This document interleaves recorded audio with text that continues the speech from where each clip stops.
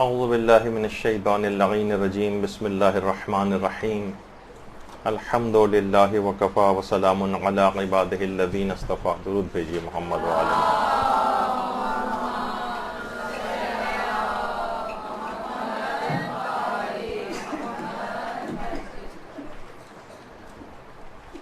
رمضان میں جو روزے رکھے جاتے ہیں اس میں سب سے زیادہ مسائل مریضوں کے حوالے سے، طبی لحاظ سے بہت زیادہ چیزیں پوچھی جاتی ہیں. تو ابتدائی طور پر روزوں سے مربوط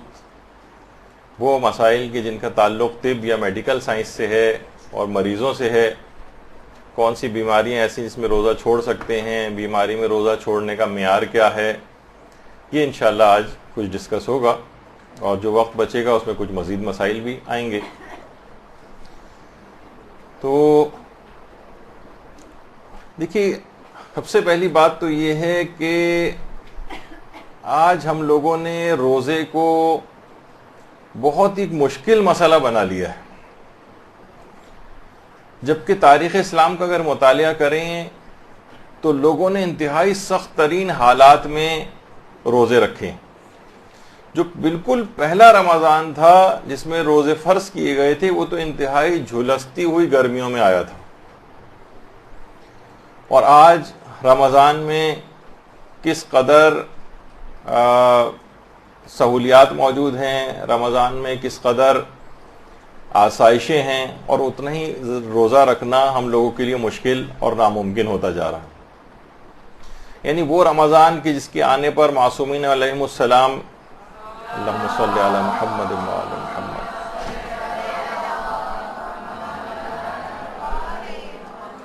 معصومین کے گھرانے میں خوشیوں کی لہر دوڑ جایا کرتی تھی.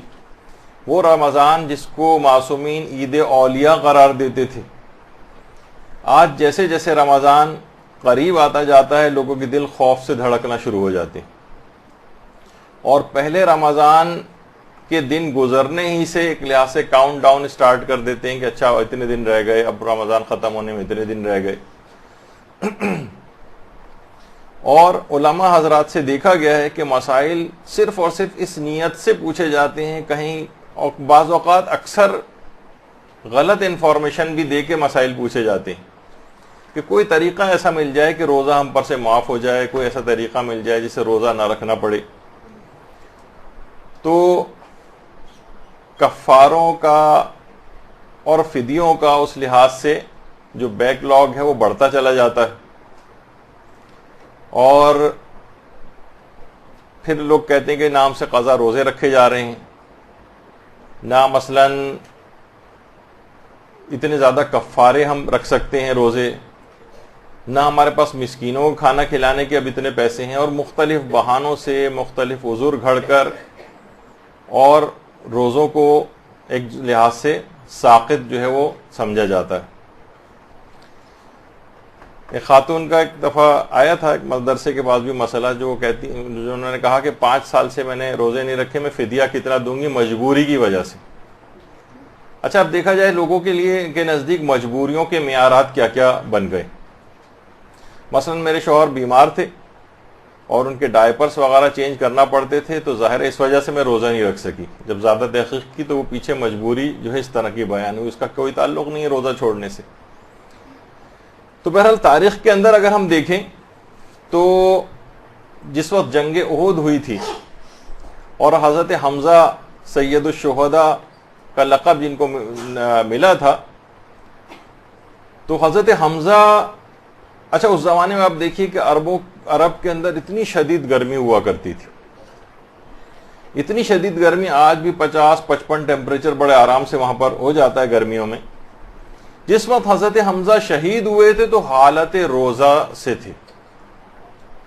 اتنی شدید گرمی میں بھی. اور اسی طریقے سے حضرت جعفر طیار امیر المومنین کے بھائی، اللہم صلی علی محمد وعلی محمد، میرا خیال آج باقی روزہ لگ رہا ہے کافی افراد کو. اللہم صلی علی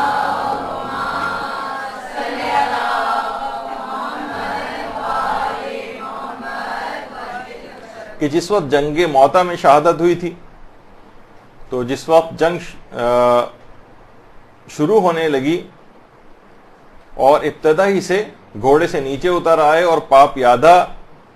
جنگ حضرت جعفر طیار نے لڑی تھی، اور جب ان کا دایاں ہاتھ کٹ کر گرا تو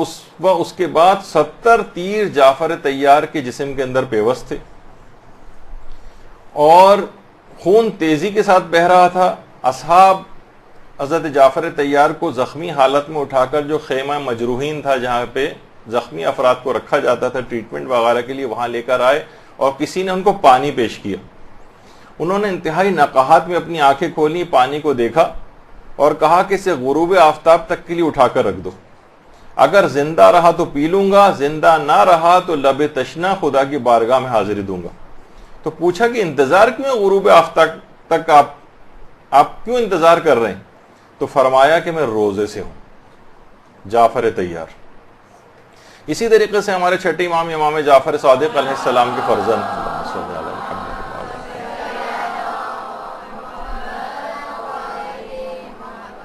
ان کے ایک فرزند تھے محمد ابن جعفر صادق، ان کو سوامین میں قرار دیا جاتا ہے۔ سوامین جو بہت ہی زیادہ روزے رکھنے والے، بہت زیادہ۔ بہار الانوار میں بھی ان کا تذکرہ آیا ہے کہ بہت زیادہ ایک تو شجاع تھے، بہت زیادہ سخی تھے، اور اتنے زیادہ روزے رکھا کرتے تھے، ایک دن روزہ رکھتے تھے، ایک دن افطار کرتے تھے، ایک دن روزہ رکھتے تھے، ایک دن افطار کرتے تھے۔ افطار سے مراد یعنی اگلے دن روزہ نہیں رکھتے تھے۔ تو کثرت سے اس طرح سے روزہ رکھنا کوئی ایسی چیز نہیں رہی ہے، خاندان اہل بیت کے اندر بھی اس کی مثالیں ہیں اور الگ سے بھی اس کی کتنی مثالیں موجود ہیں۔ اور حضرت امیر المومنین علیہ الصلوۃ والسلام کے اپنے دور میں، اللہم صلی علی محمد و علی محمد،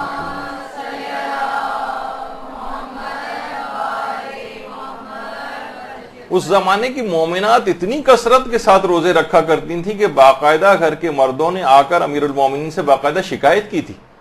اور کہا تھا کہ ہماری گھرداری متاثر ہو رہی ہے، خواتین جو اتنے زیادہ روزے رکھنے لگی ہیں۔ تو پھر امیر المومنین علیہ السلام نے باقاعدہ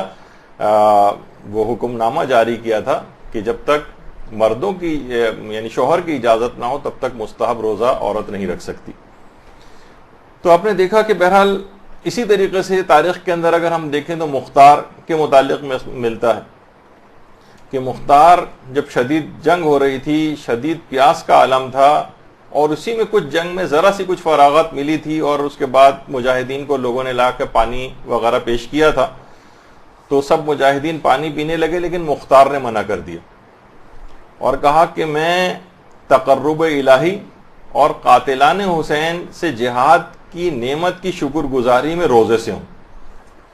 میں پانی نہیں پی سکتا۔ اور اس کے بعد جس وقت جام شہادت مختار نے نوش کیا ہے، اس وقت بھی مختار روزے کی حالت میں تھے۔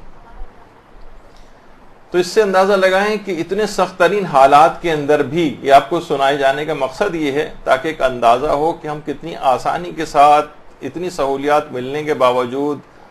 اتنے اے سی ہر وقت اس کے اندر ٹھنڈے کے اندر بیٹھے رہنے کے باوجود، کتنی سہولتیں ملنے کے باوجود بھی روزہ رکھنے سے گریزاں نظر آتے۔ اور تاریخ اسلام میں ایک ایسی خاتون بھی رہی ہیں جن کا نام تھا نفیسہ خاتون، حسن بن زید بن حسن مجتبیٰ سلام اللہ علیہ، نفیسہ خاتون امام حسن مجتبیٰ کی اولادوں میں سے تھیں، یعنی آگے جو نسل چلی ہے، اور اسحاق معتمن ان کے شوہر کا نام تھا۔ مصر میں ان کا مزار ہے اور باقاعدہ کتاب جو ہے لکھی گئی ہے مصر کے ان لوگوں کے حالات پر، اسعاف الراغبین، اس کے اندر بھی یہ بات موجود ہے کہ نفیسہ خاتون نے اپنے ہاتھوں سے، کسی اور سے نہیں، اپنے ہاتھوں سے اپنے گھر میں اپنی قبر کھود رکھی تھی اور 30-35 سال تک اس قبر کے اندر بیٹھ کر تلاوت قرآن کرتی تھیں۔ اور بہت سے علماء نے یہاں تک یہ بات لکھی ہے کہ انہوں نے اپنی پوری 30-35 سال کی زندگی میں 6000 مرتبہ ختم قرآن اس قبر کے اندر بیٹھ کر کیا۔ درود بھیجیے محمد و آل محمد۔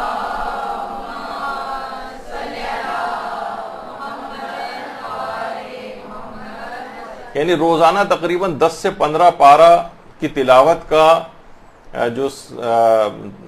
طریقہ کار تھا ان کا، اس سے ہی 30-35 سال کے عرصے میں 6000 مرتبہ تلاوت قرآن اس قبر کے اندر بیٹھ کر کی.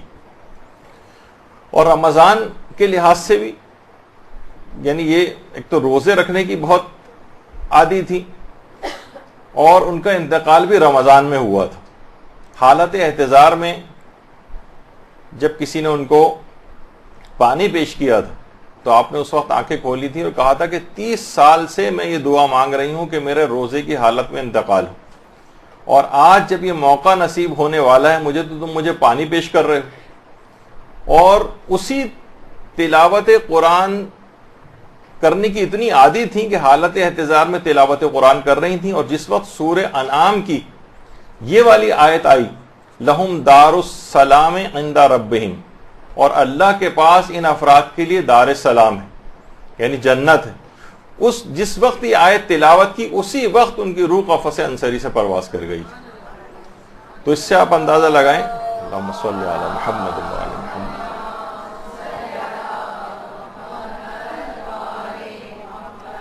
روزے کی سورہ انعام کی آیت ہے، روزے کی حالت میں انہوں نے انتقال کیا، روزے کی حالت. اور ان کی وفات کے بعد ان کے شوہر کی پوری کوشش تھی کہ ان کو مدینے لے جائیں اور جنت البقیع کے اندر جو ہے وہ دفن کریں، لیکن وہ خود تو یہی چاہتے تھے ان کے شوہر. لیکن مسئلہ یہ ہوا کہ اہل مصر نے بہت ان کے پاس آئے اور آ کر ان سے درخواست کی کہ ہم برکت کے لحاظ سے جو ہے ہم چاہتے ہیں کہ نفیسہ خاتون کو آپ یہیں دفن ہونے دیں. تو اسی کشمکش میں ایک دن تقریباً گزر گیا. رات کو جب اسحاق معتمن ان کے شوہر جب رات کو سوئے تو ان کو خواب میں پیغمبر اسلام ختم مرتبہ صلی اللہ علیہ وآلہ وسلم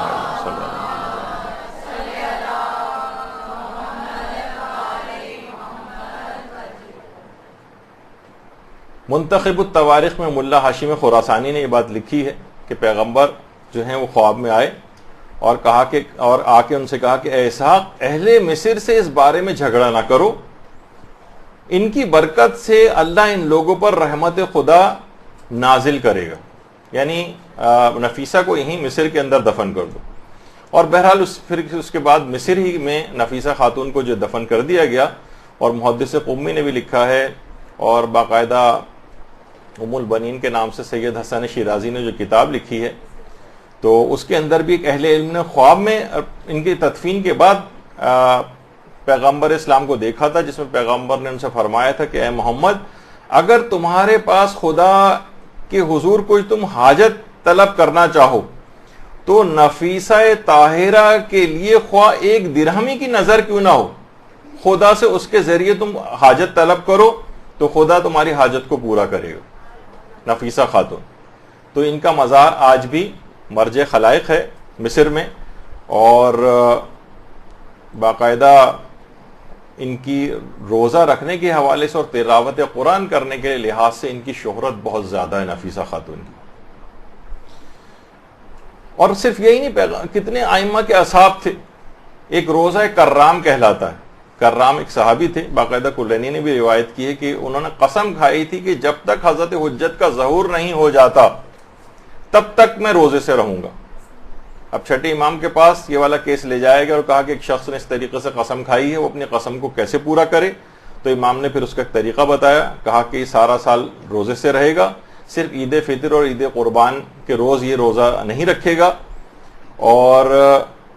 اس کے علاوہ جو 3 دن ایام تشریق کے ذی الحج کے اندر ہوتے ہیں اس کے اندر روزہ نہیں رکھے گا. اور مسافرت اور بیماری وغیرہ میں کے لحاظ سے اختلاف روایت کچھ موجود ہے کہ اس میں ان دنوں کے اندر روزہ نہ رکھے، باقی پورے سال روزے سے رہے. یعنی باقاعدہ اس نے نظر کی تھی کہ جب تک امام زمانہ کا ظہور نہ ہو جائے تب تک میں روزے سے رہوں. اس شخص ساری زندگی روزے سے رہا سوائے ان 4-5 دنوں کے جو کہ روایت میں تذکرہ ہوں. اچھا، اسی طرح سے آیت اللہ حسین بروجردی، آیت اللہ حسین بروجردی نے ایک بار نظر کی تھی کہ میں کسی سے بھی غصے اور تندی کے ساتھ بات نہیں کروں گا. غصہ اور تندی، یہ قبر کے اندر بھی اس کی ایک برزخی شکل بنتی. بہت سی روایات ہیں علماء کی، حکایات کے اندر بھی ملتا ہے کہ عذاب کا بھی سبب بنتی ہیں چیزیں. تو آیت اللہ حسین بروجردی نے باقاعدہ نظر کی تھی کہ اگر میں کسی سے غصے وغیرہ سے پیش آیا تو میں 1 سال تک مسلسل روزے رکھوں گا. اور اس کے بعد ایک مرتبہ ایسا موقع آ گیا کہ جب اپنے ایک شاگرد کے اوپر انہوں نے کچھ غصہ کیا تو آیت اللہ بروجردی نے پورے 1 سال تک مسلسل روزے سے رہے.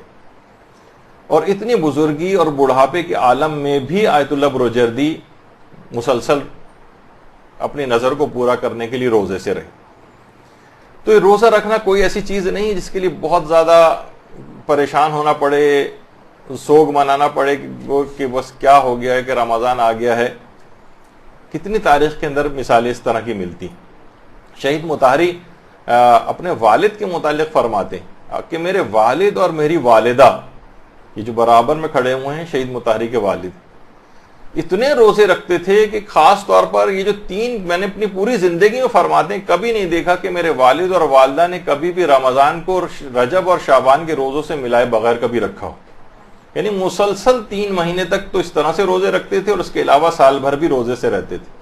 ان کے والد کی تو بہت زیادہ, شہید مطہری کے والد ہیں, ان کی عبادت اتنی بزرگی, کمر جھکی ہوئی ہے اور اس کے باوجود بھی اتنی زیادہ عبادت اور روزے رکھنے کے حوالے سے ان کی شہرت بہت زیادہ. خود شہید مطہری نے اپنے والد اور والدہ دونوں کا تذکرہ کیا. اسی طریقے سے آیت اللہ ابو الحسن اصفہانی 80 سال 90 سال کی عمر تھی, لیکن اس میں بھی عمل داؤد اکثر کیا کرتے تھے جس میں 3 روزے اور اس کے بعد کتنا سخت عمل. اور اسی طریقے سے اتنی سہولیات کے باوجود دیکھیے کہ آیت اللہ ابو الحسن اصفہانی اور کتنی علماء کے وغیرہ کی مثالیں آپ کے سامنے ہیں. ہم اتنی سہولیات ملنے کے باوجود, اتنی سب چیزیں اور آسائشیں ملنے کے باوجود ہم روزہ رکھنے سے گریزاں.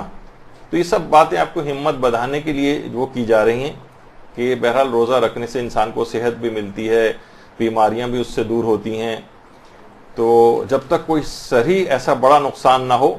تب تک روزہ رکھنے سے روگردانی نہیں کرنی چاہیے,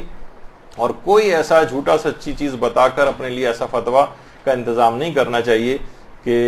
جس سے روزہ جو ہے سوچیں کہ ہمارا معاف ہو جائے کسی بھی طرح سے. اور یہی وجہ ہے کہ امام خمینی چیز بہت ارشاد فرماتے تھے کہ دیکھیے دشمن کہتے تھے اگر ہمارا اقتصادی محاصرہ کرنا چاہتا ہے تو ہم رمضان کے فرزند ہیں, اور امام علی ہمارے روحانی پیشوا ہیں,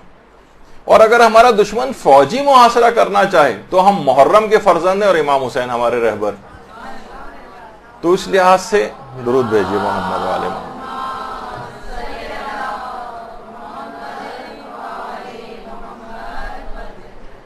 اچھا,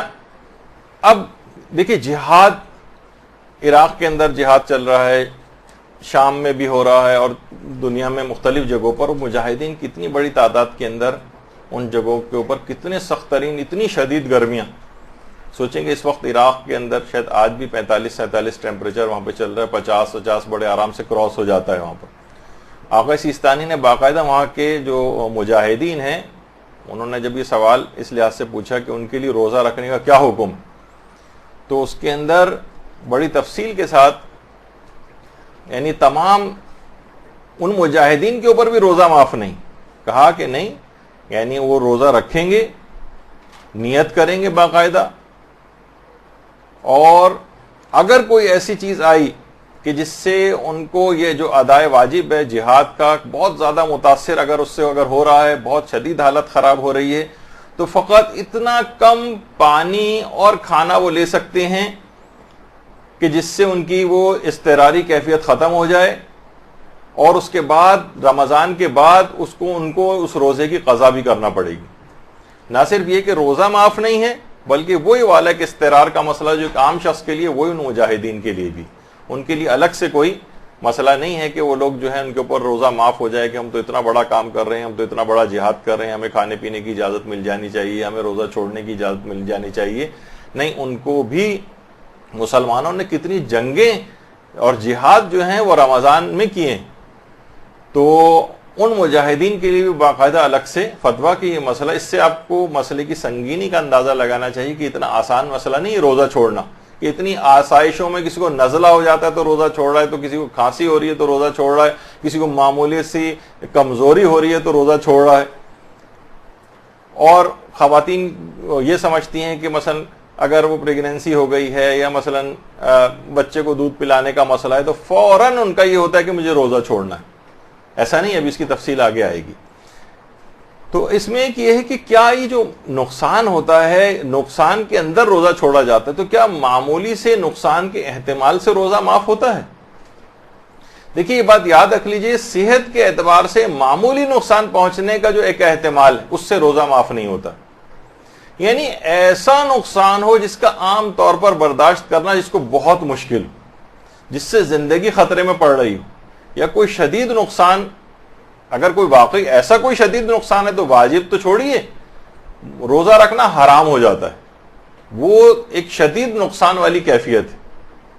لیکن معمولی نوعیت کا ایک احتمالی خطرہ, شاید ایسا ہو جائے, اس سے روزہ معاف نہیں ہوتا. یہ بات یاد رکھ لیجیے. اب یہ ہر شخص اس کے اور اللہ کے درمیان ہے, اس کے اندر کوئی مجتہد بھی بیچ میں نہیں پڑتا ہے, کوئی عالم بیچ میں نہیں پڑتا ہے, آپ کے اور اللہ کے درمیان معاملہ ہے. وہ اللہ کے جس کو کوئی دھوکہ نہیں دے سکتا. آپ کو خود دیکھنا پڑے گا کہ واقعی چاہے ڈاکٹر منع کیوں نہ کر رہے ہیں. میرے اعتبار سے, میں خود بھی اس شعبے سے وابستہ ہوں, مجھے پتا ہے کہ اس معاملے کے اندر ہو سکتا ہے بہت سے ڈاکٹروں کو بات بری لگے, سب سے زیادہ ناقابل اعتبار شخصیت جو ہے وہ ڈاکٹر کی ہے, سوائے ہو سکتا ہے چند ایک مستثنیات ہوں جو ان باتوں کو سمجھتے ہوں, ورنہ سارے ڈاکٹروں کا تقریباً میں نے 99% کو یہ دیکھا ہے کہ معمولی نقصان پر بھی وہ روزہ چھوڑنے کی تاکید کرتے ہیں. جب اس شریعت نے بھی اس بات کا اہتمام کیا کہ ڈاکٹر اگر کہہ بھی دے کہ روزہ چھوڑ دو لیکن مریض کو اطمینان ہے کہ میں رکھ سکتا ہوں, تو پھر ڈاکٹر کی بات نہیں چلی. اور ڈاکٹر اگر کہہ بھی رہا ہو کہ روزہ تم رکھ سکتے ہو, لیکن مریض کی خود اندرونی کیفیت یہ ہے کہ وہ جج کر رہا ہے کہ نہیں میں نہیں رکھ پاؤں گا یا میں نہیں رکھ سکتا اب روزہ, اتنی شدید اس کی طبیعت خراب ہے, چاہے ڈاکٹر بظاہر کیوں نہ کہے, تب بھی اس کو روزہ چھوڑنا ہوگا چاہے ڈاکٹر کہے کیوں نہ رہو. تو صحت کے اعتبار سے یہ بات اصول کے طور پر یاد رکھ لیجئے کہ معمولی نقصان, اب آپ خود دیکھیں معمولی نقصان کیا ہوگا کہ بھائی معمولی نقصان یہ ہے کہ ابھی میرا بخار مثلا 99 ہے, 100 ہو جائے گا, کوئی ایسی بات نہیں, 99 100 بخار میں ایسا کون سا ہے, چند گھنٹے رہ گئے ہیں, اس کے بعد افطار کے بعد میں گولی کھا لوں گی. اب اس میں جو ہے یہ روزہ توڑنے کی یا گولی کھا کر اس کو ختم کرنے کی ضرورت نہیں, معمولی سا نقصان ہے, ابھی 99 کچھ ہے, 100 ہو جائے گا بخار زیادہ سے زیادہ. افطار کے بعد جب تک برداشت ہو سکتا ہے برداشت کر لیجیے. دواؤں کے نظام الاوقات میں کوئی تبدیلی ممکن کر کے روزہ رکھنا ممکن ہے تو ایسے ہی کرنا پڑے گا. لوگ کہتے ہیں نہیں 3 ٹائم ڈاکٹر نے دوا بتائی ہے, صبح دوپہر شام, اور دوپہر میں لازمی آ رہی, اس کا مطلب مجھے روزہ چھوڑنا ہے. بھائی آپ جا کے ان سے ڈسکس کر لیں, وہ بتا دے گا آپ کو صبح شام کی بھی بہت سی دواؤں کے اندر ڈوز کی جا سکتی. تو بہرحال کوئی طریقہ ایسا لوگ پوچھتے ہیں. اچھا پھر جو معیار ہے روزہ چھوڑنے کا وہ یہ کہ مریض کے روزہ چھوڑنے کا جو معیار ہے وہ ایسا نقصان یا مرض شدید ہے جسے عام طور پر برداشت کرنا سخت مشکل ہو, یا اس کا مرض طول پکڑ جائے. مثلا پیٹ میں اس کے شدید درد ہو رہا ہے, وہ تڑپا جا رہا ہے, اب ہمیں ہے کہ بھئی اس کو اب دوا کھلانی پڑے گی, اس کو کچھ چیز دینی پڑے گی. اب یہ ہے کہ عام طور پر برداشت کرنا بہت سخت مشکل ہو رہا ہے, یا اس کا مرض طول پکڑ جائے, یعنی اگر اس نے ابھی دوا نہیں کھائی تو مرض طول پکڑ جائے گا, اس کی تکلیف کی شدت میں اضافہ ہو جائے گا, یا شفا ملنے میں اس کو تاخیر ہو جائے گی, شفا ملنے میں تاخیر کا سبب بنے گا. اور ان باتوں کا یقین, ظن یا احتمال ایسے خوف پر ہو جس کی بنیاد عقلی ہو. ایک ہوتا ہے نا کہ ایک تو بنیاد عقلی نہیں ہوتی بلکہ غیر عقلی بنیاد ہوتی. تم جو ہے مائیں اکثر جو ہے وہ غیر عقلی بنیاد پر روزے چھڑواتی, 10 11 12 سال کی لڑکی اسے اٹھا ہی نہیں رہے فجر اس میں روزہ رکھنے کے لیے کہ نہیں یہ اسکول بھی جائے گی, بڑی مشکل ہو جائے گی. یعنی اس کی بنیاد ایک ایسے خوف پر ہے جو کہ غیر عقلی. کیا ہو جائے گا روزے میں تھوڑی بہت تو دیکھیے کمزوری ہوتی ہے, وہ تو لازمہ ہے اس کا. ایسا کیسے ممکن ہے کہ انسان صبح سے شام تک کچھ نہ کھائے پیے تو اس کو تھوڑی سی بھی کمزوری نہ ہو, لیکن تھوڑی بہت کمزوری وہ تو آپ کے لیے بہت ساری اس کا سبب ہے. تو اس میں غیر عقلی طور پر یہ ساری باتیں مجتہدین کے فتاوے کی ہیں, ہم نے اپنے الفاظ کے اندر جو آپ کو آسان کر کے لکھا ہے کہ مریض کے لیے روزہ چھوڑنے کا معیار ایسا نقصان یا مرض شدید ہے جسے عام طور پر برداشت کرنا سخت مشکل ہو. برداشت ہو سکتا ہو تو روزہ نہیں چھوڑے گا, یا اس کا مرض طول پکڑ رہا ہو, اس صورت پہ چھوڑ سکتا ہے، یا اس کی تکلیف میں اضافہ ہو رہا ہو، یا شفا ملنے میں بہت تاخیر ہو جائے گی، اس کو ایسی دوائیں اس کو کھانی پڑ رہی ہیں، اگر یہ اب اس نے نہیں کھائیں دوائیں اور اس نے روزے رکھنے شروع کر دیے تو اس کا مرض جو ہے اس کو دیر سے شفا ملے گی۔ اور ان باتوں کو چاہے اس کو یقین، ظن یا احتمال بھی اگر ہے تو ایسا خوف جس کی بنیاد عقلی ہو، غیر عقلی ٹائپ کے جو خوف ہیں، صرف ایک ایسی دھڑکا لگا ہوا ہے جس کی کوئی عقلی بنیاد نہیں۔ جیسے میں نے کہا کہ بہت سارے جو حاملہ خواتین ہیں، دودھ پلانے والی خواتین ہیں، ان بہت ویک ایک احتمالی خوف کی وجہ سے کہیں ایسا نہ ہو جائے، کہیں بچے کے اندر کوئی خرابی نہ آ جائے۔ ابھی خیر ہم اس پہ آگے چل کر تفصیل سے یہ مسئلہ آنے بھی والا ہے تو اس وقت ڈسکس کریں گے، لیکن وہ غیر عقلی خوف ہے۔ حتیٰ کہ جو کمزوری کا مسئلہ، اس میں بھی مراجع یہ کہتے ہیں کہ کمزوری، بلکہ شدید کمزوری کی بنا پر بھی روزہ نہیں توڑا جا سکتا، سوائے اس کے کہ ایسی حالت ہو جائے جسے برداشت نہیں کیا جا سکتا۔ جب ناقابل برداشت ہو جائے تب روزہ توڑا جا سکتا ہے، لیکن پھر بعد رمضان اس روزے کی قضا بھی کرنا پڑے گی۔ یعنی کمزوری بلکہ شدید کمزوری یہ بھی روزہ توڑنے کے اسباب میں سے نہیں، سوائے اس کے کہ ناقابل برداشت، تو آدمی بے ہوش ہوا جا رہا ہے، بالکل تڑپا جا رہا ہے، ایسی کوئی اس کی صورتحال ہو گئی ہے، شدید ایسی ڈی ہائیڈریشن ہو گئی ہے، ایسے الیکٹرولائٹ جسم کے اندر ختم ہوتے جا رہے ہیں اس کے، یعنی کچھ ایسی کہ جسے کہا جاتا ہے ناقابل برداشت۔ اچھا، یہ ویسے یہ ضرور ہے کہ یہ چیز ویری کرتی، بہت سے لوگ نازک مزاج ہوتے ہیں، نازک مزاجی کی بنا پر وہ زیادہ اتنا فیل کرتے ہیں، ان کے لیے الگ معیار ہے، ان کو اپنے لحاظ سے دیکھیں گے۔ وہ بہت سے بالکل سخت جان قسم کے ہیں، مزدور ٹائپ کے افراد ہیں، ویسی سخت ٹف جابس وغیرہ کرنے کے عادی ہیں، اور ان کے لیے جو ہے معیار ذرا، ہر شخص کا ایک انڈیویجول ہے، بالکل ایک الگ ہے، اور اس کا اب الگ ایک حکم ہوگا، بس اس کے اور خدا کے درمیان یہ معاملات سب ان کو دیکھنے پڑیں گے کہ ہمیں کیا کرنا چاہیے، ہماری ذمہ داری کیا ہے، اور اس کے مطابق فیصلہ کریں۔ اچھا، بہت سے لوگ یہ بھی کرتے ہیں کہ جناب اس میں کچھ غیر الہی نیتیں بھی آ جاتی ہیں، مثلا وزن کم کرنا۔ دیکھیے، روزے میں مکمل نیت حکم خدا کی ہونی چاہیے۔ اگر کسی کی نیت ہی یہ ہو کہ میرا وزن کم ہو جائے، یا دو نیتیں جمع ہو جائیں کہ حکم خدا بھی پورا ہو جائے، رمضان کے روزے بھی رکھ لیں اور وزن بھی کم ہو جائے، اور یہ دونوں نیتیں مستقل اور دائی ہوں، تو روزہ باطل ہو جاتا ہے۔ اچھا، اس کے کیا معنی مستقل اور دائی؟ یعنی ان میں سے کوئی ایک بھی نیت نہ ہو تو آپ روزہ نہیں رکھیں گے۔ دیکھیے، دائی کہتے ہیں اصل میں ایسی چیز کو کہ جو کہ آپ کو کسی کام کے لیے ایک موٹیویشن پیدا کرتی۔ مثلا اتنی گرمیوں میں حالت روزہ میں آپ جب سب لوگ سو رہے ہیں، بستروں کے اندر ہیں، آپ لوگ اٹھ کر یہاں پر آ رہی ہیں ماشاءاللہ علم دین حاصل کرنے کے لیے، تو ایک دائی ہے آپ کے اندر، ایک موٹیویشن ہے آپ کے اندر جو آپ کو اٹھا کر اس گرمی کی شدت میں حالت روزہ میں یہاں لے کر آ رہا ہے، اس کو کہتے ہیں دائی۔ تو اگر دائی بالکل مستقل ہے، یعنی 50% یہ ہے کہ ہمیں روزہ بھی رکھنا ہے، اور 50% نیت کے اندر یہ ہے کہ وزن بھی کم ہو جائے، ان میں سے کوئی ایک بھی نیت، دونوں مستقل نیتیں، یعنی ایک بھی اگر کم ہو جائے گی تو آپ روزہ نہیں رکھتی۔ مثلا کہا جائے کہ بھائی وزن کم نہیں ہوگا، صرف روزے کا ثواب آپ کو ملے گا، تو آپ کہیں گے پھر میں نہیں رکھ رہی، بعد میں کبھی رکھوں گی۔ تو اب اس کا مطلب یہ ہوا کہ روزہ یہ جو ڈائٹنگ کی یہ والی جو نیت ہے وزن کم کرنے کے اعتبار سے، یہ آپ کے روزے کو باطل کرے گی۔ لیکن اگر نیت ہو 100% حکم خدا کی، لیکن دماغ میں خود بخود یہ خیال اور فائدہ آ رہا ہے کہ بھئی روزہ رکھیں گے تو ظاہر وزن بھی کم ہو ہی جائے گا، ایک فائدہ ہے، وہ دماغ میں ضمنی طور پر آپ کے آ رہا ہے، تو اس سے روزے پر فرق نہیں پڑتا، اس سے روزہ بالکل صحیح شمار کیا جائے گا اور صحیح سمجھا جائے گا۔ تو روزے میں مکمل حکم خدا کی نیت ہونی چاہیے، انسان کو اپنی نیت کو، اچھا نیت دیکھیے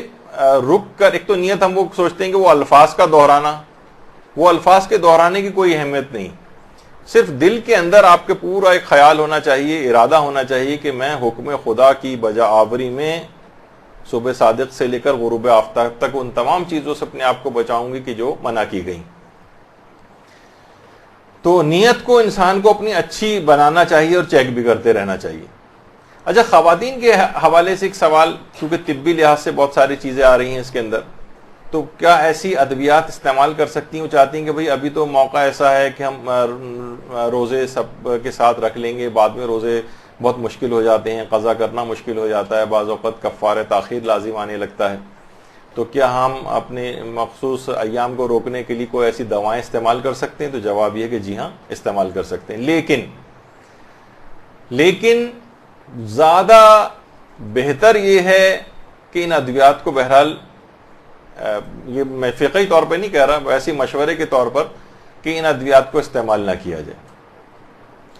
دیکھیے اس میں بہت ساری پرابلم ہوتی ہیں، بہت سے اس کے سائیڈ ایفیکٹ اس طرح کے ہوتے ہیں، بہت سی جس چیز کو روکنے کے لیے اتنی تگ و دو کی جاتی ہے کہ ہم رمضان کے روزے رکھ سکیں، وہ اتنے مشکوک بن جاتے ہیں، بہت سے سائیڈ ایفیکٹ ہیں، بریک تھرو بلیڈنگ وغیرہ اس طرح کی چیزیں ہوتی ہیں کہ آپ کو پھر سمجھ میں نہیں آتا کہ یہ کون سا والا استحاضہ ہے کہ ماہوار نجاست ہے، کیا ہے، کچھ بھی سمجھ میں نہیں آ رہا ہوتا۔ اور بہت ساری خواتین جو بیچاری جو حج پہ جاتی ہیں، عمرے پہ جاتی ہیں، وہاں ان ادویات کو استعمال کرتی ہیں تو اکثر بہت زیادہ کمپلیکیشن اور چیزیں، اور ان کے لیے اتنا مشکل مسئلہ بن جاتا ہے وہاں پر اس کی شناخت کرنا کہ سمجھ میں نہیں آتا کہ اب ہماری ذمہ داری کیا ہے۔ تو اگرچہ شریعت نے ہر جگہ فقہی حکم آپ کو یہی ملے گا کہ اگر کوئی ہیلتھ ہیزرڈ اس کے نہیں ہو رہا ہے تو اس کو استعمال کرنے کی اجازت ہے، اور پھر اللہ نے ایک سائیکل بنایا ہے، ایک چیز بنائی ہے، اس میں آپ پر روزہ معاف کر رہا ہے، تو آپ کو اس کا ایک نظام ہے، ایک اس کا ایک فطری نظام اس نے قائم کیا، تو اسے آپ بائی پاس کیوں کرنا چاہتی ہیں؟ دیکھیے بہت ساری چیزیں ایسی ہیں کہ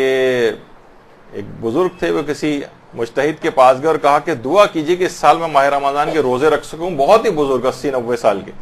تو مجتہد نے کہا کہ میں ہرگز بھی تمہارے لیے دعا نہیں کروں گا، یہ اللہ نے تمہیں اس عمر تک پہنچایا ہے، پھر تم پر جو ہے روزے کو ساقط کیا ہے، اتنا زیادہ بڑھاپا، خود بیماری سے ہٹ کر بھی خود بڑھاپا، بہت زیادہ جو بڑھاپا ہوتا ہے جس میں مریض جو ہے روزہ نہیں رکھ پاتا ہے، جو بوڑھا ہے وہ روزہ نہیں رکھ پاتا، اس پر سے ساقط کیا ہے۔ تو اللہ نے تمہارے لیے تمہیں اس حال تک جو لے کر آیا ہے، پھر تم پہ ساقط کیا، تم زبردستی اپنے اوپر اس واجب کو لادنا چاہتے ہو، ہرگز تمہارے لیے دعا نہیں کروں گا۔ تو بہرحال میرا اپنا اس لحاظ سے ہے کہ ان ادویات کے استعمال کو بعد جب خدا ہی نے یہ والی چیز رکھی ہے تو اتنا زیادہ انسان کو غیر ضروری طور پر متقی نہیں بننے کی کوشش کرنی چاہیے کہ وہ اس طرح کی ادویات استعمال کرے۔ سننے میں آتا ہے کہ بہت سی دیندار خواتین، متقی پرہیزگار خواتین اس طرح سے کہ ہمارے روزے سارے مکمل ہو جائیں، لیکن ان کے کچھ نہ کچھ ہیلتھ ہیزرڈز بھی ہوتے ہیں اور اتنا مناسب نہیں ہے، جن کے ساتھ کمپلیکیشن ہوتی ہیں، تو پورے رمضان کے روزے ان کے اس طرح سے مشکوک ہو جاتے ہیں، سمجھ میں نہیں آتا کہ اسے کیا سمجھے۔ اچھا، بہت سی خواتین اس حالت روزہ میں ان کو کچھ چیک اپس کرانے کے لیے بھی جانا پڑتا ہے، بعض اوقات پیلوک ایگزامینیشن کروانا پڑتا ہے، اندرونی چیک اپ جو ہے گائنیکولوجسٹ وغیرہ کرتی ہیں، اور بعض اوقات اندرونی الٹرا ساؤنڈ کروانے پڑتے ہیں۔ تو عموماً خواتین یہ سوچتی ہیں کہ بھئی اندرونی چیک اپ ہوگا یا اندرونی الٹرا ساؤنڈ ہوگا تو پھر ہمارا جو ہے روزہ ہم نہیں رکھ سکیں گے، ہمارا روزہ باطل ہو جائے گا۔ تو یہ بات یاد رکھ لیجئے کہ ان چیزوں سے روزہ باطل نہیں ہوتا ہے اور یہ بالکل جائز ہے، اور ان کو روزہ رکھنا پڑے گا ان تمام چیک اپس کے باوجود، ان تمام ٹیسٹ اور الٹرا ساؤنڈ کے باوجود ان پہ روزے پہ کوئی فرق نہیں پڑے گا۔ اکثر خواتین کے ساتھ یہ مسئلہ ہوتا ہے کہ وہ روزے چھوڑ دیتی ہیں، اس طرح کے کوئی چیک اپس وغیرہ انہیں کروانے پڑے یا الٹرا ساؤنڈ کروانا پڑے اندرونی، تو پھر وہ یہ مبتلا روزہ نہیں۔ اچھا، حاملہ خواتین کے حوالے سے ایک مسئلہ بہت زیادہ چیز پیش آتی ہے۔ تو دیکھیے پہلا والا اصول، ابھی آگے کچھ نہ پڑھیں، آپ صرف پہلی لائن اس کے اندر پڑھیں کہ اگر روزہ رکھنا اس کے اور اس کے بچے کے لیے نقصان کا باعث نہیں ہے تو روزہ رکھنا واجب ہے، یہ پہلا اصول۔ اس میں کسی احتمالی ویک سا جو ایک احتمال ہوتا ہے کہ کہیں کوئی نقصان نہ ہو جائے، یہ اس کو اسلام نے اس کو بالکل قابل اعتنا نہیں۔ وہ آپ نے سن لیا کہ ایسا کہ عقلاء کے نزدیک یہ بات ہو کہ نہیں بہت شدید نقصان اس سے ہوگا۔ تو مثلا اگر جو حاملہ عورت ہے اگر وہ اپنے غذا کا اچھا خیال کر لے، بھائی دیکھیے عام طور پر کتنی پانی کی اس کے اندر کم، عام طور پر خواتین کو دیکھنے میں آتا ہے کہ صبح، اب تو لائف سٹائل ہی ہو گیا کہ رات کو پوری رات جاگتے ہیں، صبح سوتی ہیں اور اس کے بعد 3-4 بجے تک سو کر اٹھ رہے ہیں، تو اس کے بعد 2-3-4 جو ہے صرف گھنٹے صرف گزارنا، ایسا کون سی اس میں قباحت لازم آ رہی ہے کہ اتنا نقصان ہوا چلا جا رہا ہے کہ جس سے روزہ چھوڑا جائے؟ غذا کا انسان اپنا خیال کر لے، سحر و افطار کے درمیان پانی کی اتنی مقدار اپنے اندر اسٹور کر لے جس طریقے سے جتنی ضرورت ہوتی ہے عام طور پر، تو اس سے کوئی نقصان نہیں ہوگا بلکہ فوائد ہوں گے۔ بلکہ اس پہ ہماری پوری گفتگو ہو چکی ہے کہ روح ایمان اس کے جسم سے نکل جاتی ہے، جو بھی کوئی بلا عذر شرعی اس طرح سے روزہ چھوڑتا ہے، تو وہ بچہ روزہ خوری کا، اور ولادت کے بعد جو مائیں جو ہے عام طور پہ 40 دن تک غسل کیے بغیر اور نمازیں چھوڑتی ہیں اپنی، تو وہ روزہ خوری کا پیغام لے کے پیدا ہوتا ہے، نمازوں کو چھوڑنے کا پیغام لے کے پیدا ہوتا ہے، اور کتنی ساری اس طرح کی قباحتیں، تو وہ اس کے اندر ایک روحانی کمزوری لاحق ہو جاتی ہے اس بچے میں، کہ ساری زندگی وہ بیچارہ لڑتے جھگڑتے ہی اپنے آپ سے گزارتا رہتا ہے. کمزوری آ گئی. جس طریقے سے ایک بچہ جو ابتدائی طور پر کمزور یا ایسی کوئی خرابی پیدائشی لاحق ہوتی تو ساری زندگی اس کو لڑتے ہوئے گزارنا پڑتی. تو اسی طریقے سے وہ روحانی کمزوری لے کر پیدا ہوگا. تو خواتین کو دیکھنا چاہیے کہ اس وقت اگر ان کے لیے روزہ رکھنا نقصان کا باعث نہیں بن رہا ہے تو واجب ہے کہ روزہ رکھیں, اپنی غذا وغیرہ کا خیال رکھیں اور انشاءاللہ کوئی ان کو نقصان نہیں ہوگا. اچھا, اب یہ آپ کو بتایا جائے کہ یہ اچھا فدیے کے اعتبار سے اچھا اب دو مسئلے بنتے ہیں. پہلے ہم سب سے نیچے والے پیراگراف پہ اب آ جاتے ہیں. اگر حمل پہلے مہینے سے لے کر 7ویں مہینے کے آخر تک کا ہے تو اس کو اسلام یعنی یہ اس کی ڈیلیوری ابھی بہت اس کو سمجھتا ہے کہ ابھی دور ہے اور وہ فدیے والا مسئلہ اس کے اوپر نہیں آتا. اس میں اس کا وہی حکم ہوگا کہ عام طور پر جو ایک بیمار کا شدید نقصان بیماری کی وجہ سے پہنچنے کا جو احتمال ہوتا ہے وہ والا حکم ہوگا اس کا. یعنی اگر بچہ جو ہے وہ 1 مہینے سے لے کر 7 مہینے تک کا ہے, 7 مہینے کے آخر تک, اس دوران اگر اتنا قوی اس کا امکان ہو جائے کہ اس کو شدید نقصان اس عورت کو ہوگا یا اس کے بچے کو ہوگا تو پھر وہ روزہ چھوڑ سکتی ہے اور بعد رمضان اس کو صرف اور صرف قضا کرنی ہے, کوئی کفارہ اور فدیہ نہیں دینا. یہ ایک فرق ہے. لوگ سوچتے ہیں کہ بس حاملہ روزہ چھوڑ دے تو فدیہ دے دے, نہیں, دو فرق ہے. ہاں البتہ اگر حمل 8ویں یا 9ویں مہینے میں اور اس سے آگے کے لیے ہو, آگے کا ہو, اور اسے خود نقصان پہنچنے کا اندیشہ ہو یا اس کے بچے کو نقصان پہنچنے کا اندیشہ ہو تو پھر وہ روزہ چھوڑ سکتی. اور بلکہ نقصان کے شدید خوف میں تو روزہ چھوڑنا واجب ہو جاتا ہے. شدید خوف, عقلی شدید خوف اگر ہو, کوئی ایسی بیماری ہو رہی ہے, کوئی ایسی کمی ہوئی جا رہی ہے, بچے کی گروتھ ریٹارڈیشن ایسی ہو رہی ہے, اس کا کاز مثلا یہی ہے کہ اگر اس نے اپنی غذا اور یہ سب کا خیال نہیں کیا پانی وغیرہ کا تو بچے کو اور نقصان پہنچے گا, تو ٹھیک ہے پھر یہ روزہ چھوڑ دے اور اس کے بعد اس کا فدیہ دے دے. یعنی 3 پاؤ کھانا, آٹا یا بھی بہت سی اور چیزیں بھی ہیں وہ کسی مستحق کو کفارے کے طور پر دے. یعنی اس میں 3 ایک لحاظ سے مسئلے کے شقیں بنتی ہیں. ایک تو یہ کہ اگر وہ رکھ سکتی ہے روزے اور کمزوری ہو رہی ہے, اس سے کوئی فرق نہیں پڑتا, تو آپ نے سن لیا کہ شدید کمزوری بھی روزہ چھوڑنے کا باعث نہیں بنتی. نقصان, شدید نقصان جس کی عقلی کوئی توجیہ ہو, عقل کہہ رہی ہو کہ اسے لازمی روزہ چھوڑنا چاہیے, تو پھر اگر پہلے مہینے سے لے کر 7ویں مہینے تک کا معاملہ ہے تو پھر وہ شدید نقصان کے خوف کی وجہ سے روزہ چھوڑے گی اور بعد رمضان قضا کرے گی, کفارہ اور فدیہ وغیرہ کا مسئلہ نہیں. اور 8ویں مہینے کے بعد سے لے کر ڈیلیوری تک کے ٹائم میں اگر کبھی کوئی ایسا کوئی خوف اس کو درپیش ہوتا ہے تب بھی وہ روزہ چھوڑ سکتی ہے. اور فرق یہ ہوگا کہ قضا کے ساتھ ساتھ اس کو ایک فدیہ بھی دینا پڑے گا. جو حاملہ عورتیں جب روزہ چھوڑ, لوگ فقط ایک ہی مسئلہ اس میں سمجھتے ہیں کہ بس فدیہ دینا ہے اس کو, روزہ حاملہ ہے تو روزہ چھوڑے گی اور فدیہ دے دے گی. نہیں, ایسا نہیں. اس کے اندر یہ شقیں ہیں جس کو مد نظر رکھنا چاہیے کہ کب ایسا کیا جاتا ہے. اچھا, پھر بچوں کو دودھ پلانے والی ماؤں کا بڑا مسئلہ آتا ہے. کتنا بھی ہم اس کو پھیلائیں ان مسئلوں کو, لیکن لوگ خواتین پھر بھی اس بات کو سمجھتی نہیں. دیکھیے, اس کے اندر بھی یہ ہے کہ اگر ماں کسی وجہ سے اس کمی کو پورا کر سکتی, مثلا بچے کو فیڈ مکمل طور پر نہیں مل رہی, لیکن ماں یہ کر سکتی ہے کہ مثلا ڈبے کا دودھ لگا سکتی, یعنی اس کو سپلیمنٹ یا کمپلیمنٹ کرنے کے لیے ایک لحاظ سے کمی اگر ہو رہی ہے تو اس کمی کو کسی بیرونی ذرائع سے پورا کر دے. مثلا کوئی اور دودھ جو جانور کا دودھ ہو, خواہ وہ یا ڈبے وغیرہ کا دودھ ہو, اس کمی پوری ہو سکتی ہو اس سے مکمل طور پر, یا اس کے ساتھ کچھ یہ پلائے, کچھ بچہ جو ہے وہ ڈبے وغیرہ کا استعمال کر لے, تب بھی اس عورت کو روزہ چھوڑنے کی اجازت نہیں ملے گی. یعنی اگر وہ سوائے اس کے کوئی ایسی کنڈیشن ہو جائے کہ بعض اوقات یہ ہوتا ہے کہ بچہ ایک دفعہ ڈبے کے دودھ کی طرف چلا جاتا ہے تو پھر واپس ماں کے دودھ کی طرف نہیں آ پاتا, یا مثلاً ڈبے کا دودھ جو ہے وہ موافق نہیں آ رہا ہے، بہت سو کو کانسٹیپیشن ہو رہا ہے، کسی کو ڈائریا ہو جاتا ہے، کچھ کنسنٹریشن ماؤں کو نہیں پتا ہوتی کہ کتنا مثلاً اس میں ملانا چاہیے، پانی کتنا ہو، دودھ کتنا ڈالا جائے اس کے اندر، یا بچوں کو کوئی ڈائریا، کوئی انٹالرنس ہو رہی ہے، اس سے کوئی ایسے کوئی الرجک ریئیکشن ہو رہا ہے، کوئی بھی اس طرح کی بات کہ جس سے بچہ بیرونی کوئی اور دودھ نہ لے سکے، اور ماں اگر پلا رہی ہے تو بچے کو کمی ہو رہی ہے، نقصان پہنچ رہا ہے، یا ماں کے اندر کوئی ایسی کمی ہو رہی ہے اور نقصان پہنچ رہا ہے، تو پھر اس دودھ پلانے والی ماں کو اجازت ہے کہ روزہ چھوڑ سکتی، لیکن اور وہ فدیہ دے گی اس کے بعد. لیکن اگر مختلف طریقوں سے اگر یہ کمی کو پورا کر سکتی ہے تو اس کے لیے لازم ہے کہ یہ روزہ نہیں چھوڑے اور دیگر ذرائع کو اختیار کرے.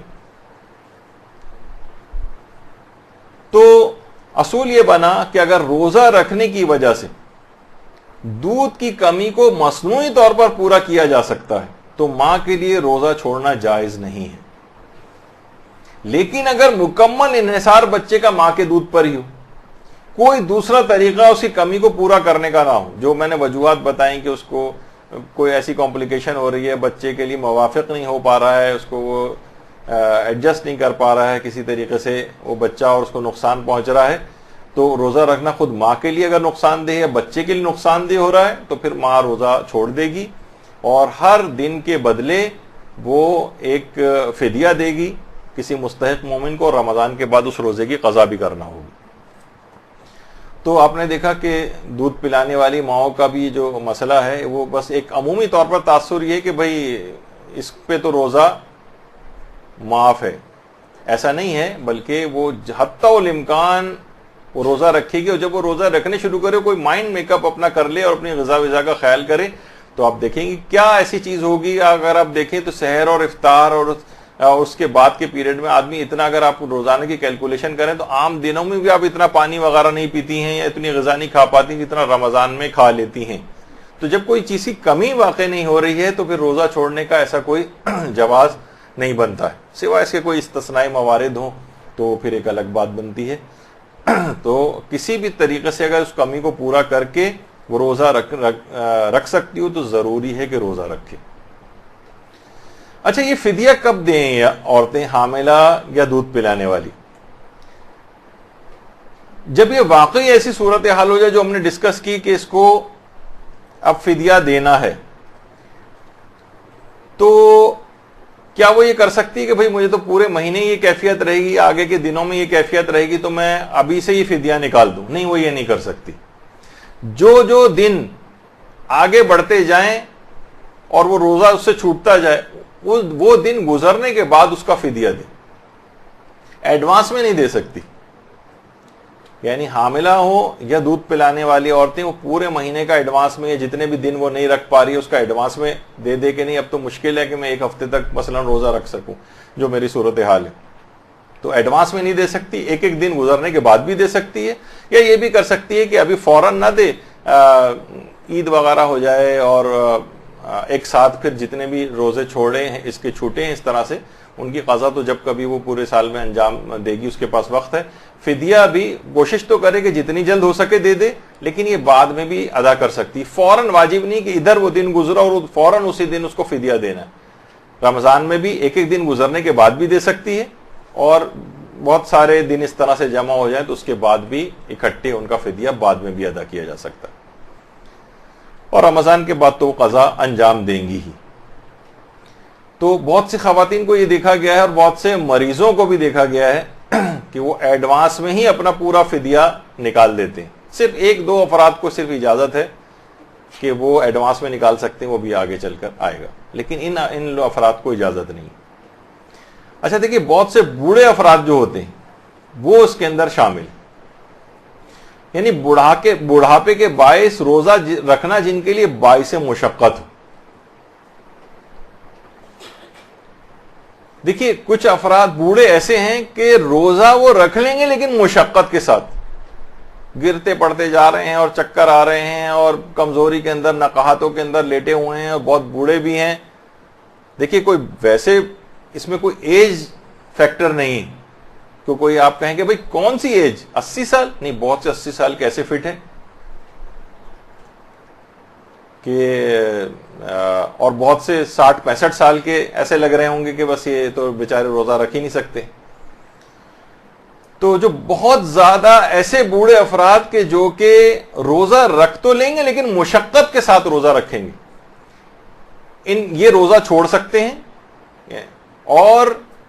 ان کو ایک فدیہ دینا پڑتا ہے, فدیہ ان کے اوپر ہوتا ہے. اور بہت سے بوڑھے ایسے ہیں جو روزہ رکھ ہی نہیں سکتے,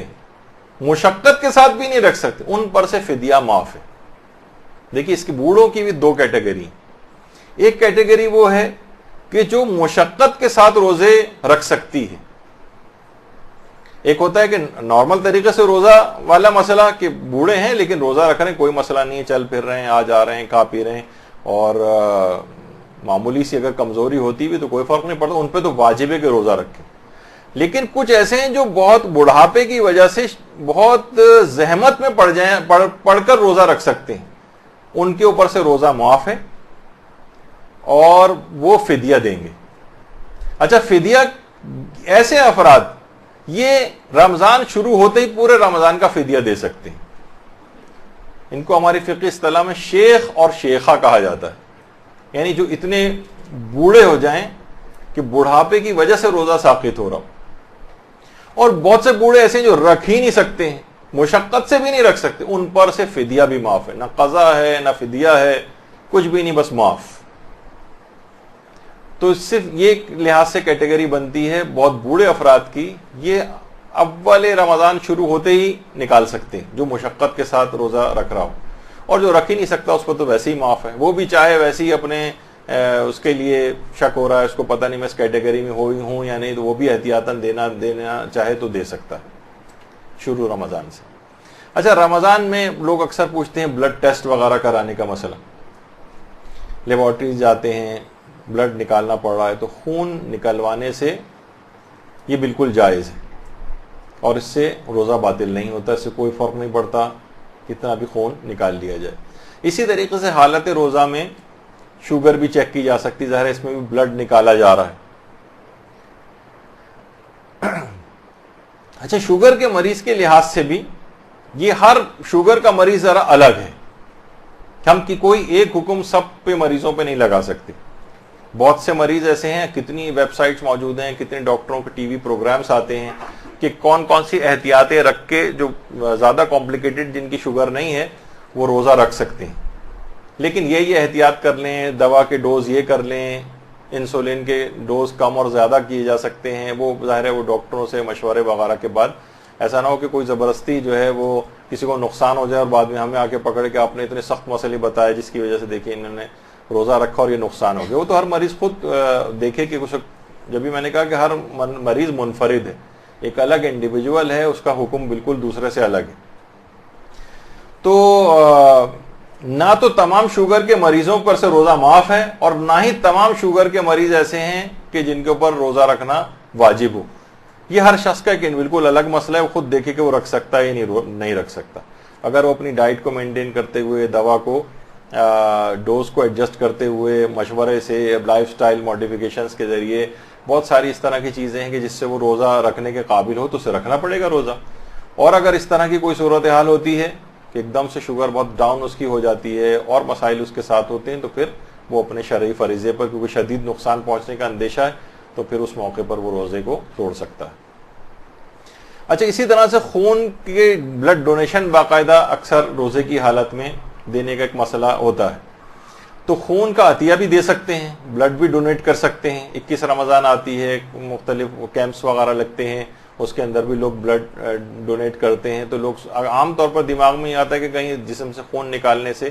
روزہ باطل تو نہیں ہو جاتا. تو باطل نہیں ہوتا ہے, البتہ اگر خون کے اتنا زیادہ خون نکالا جائے جس سے کمزوری ہونے لگے, اس کو ضعف کا باعث بننے لگے,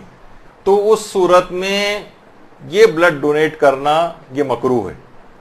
مکروہ ہو جاتا ہے, یعنی ثواب روزہ کم ہو جائے گا. کیونکہ اچھا, لیکن بعض اوقات ایسا ہوتا ہے کہ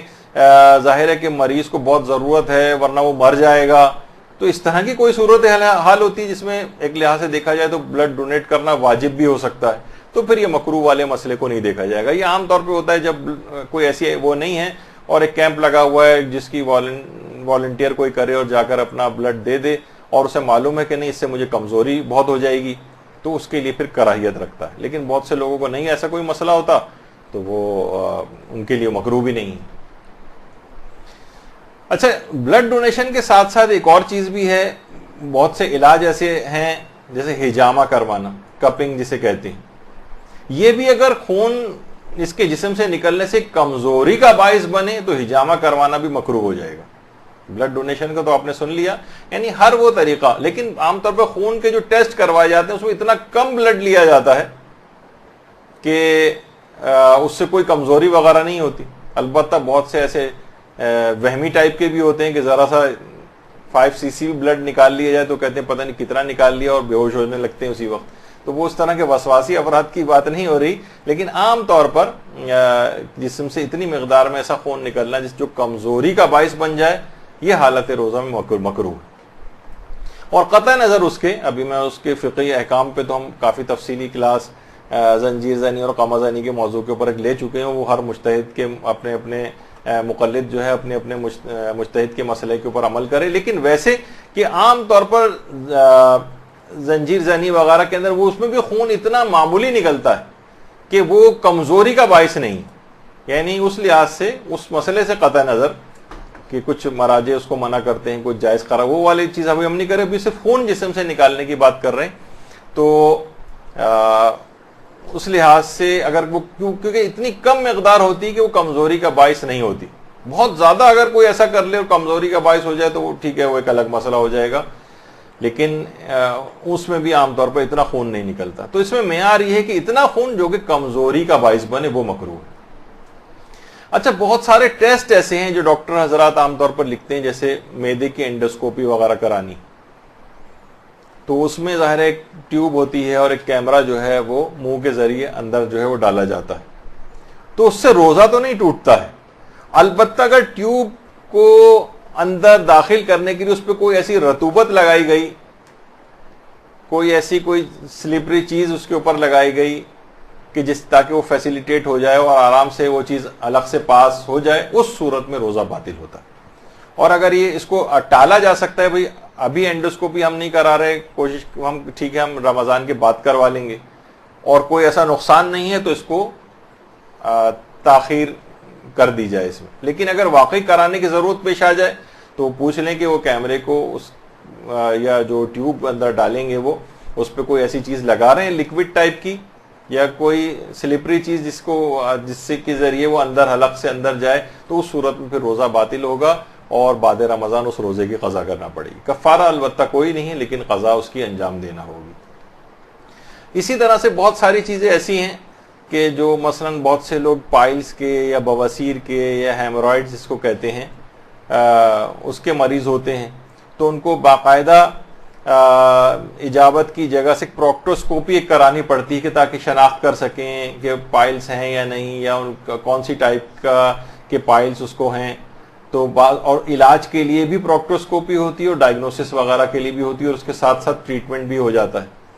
تو اسی دوران بعض اوقات انجیکشن لگایا جاتا ہے یا بینڈ باندھا جاتا ہے اس پائلز کے اوپر. تو وہ سارے پروسیجر یہ سب کرانے جائز ہیں, اس سے روزے پر کوئی فرق نہیں پڑتا.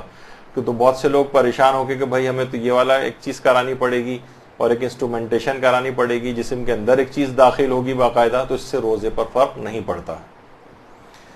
اسی طریقے سے حالت روزہ میں بہت زیادہ شدید قبض اگر کسی کو ہو جائے,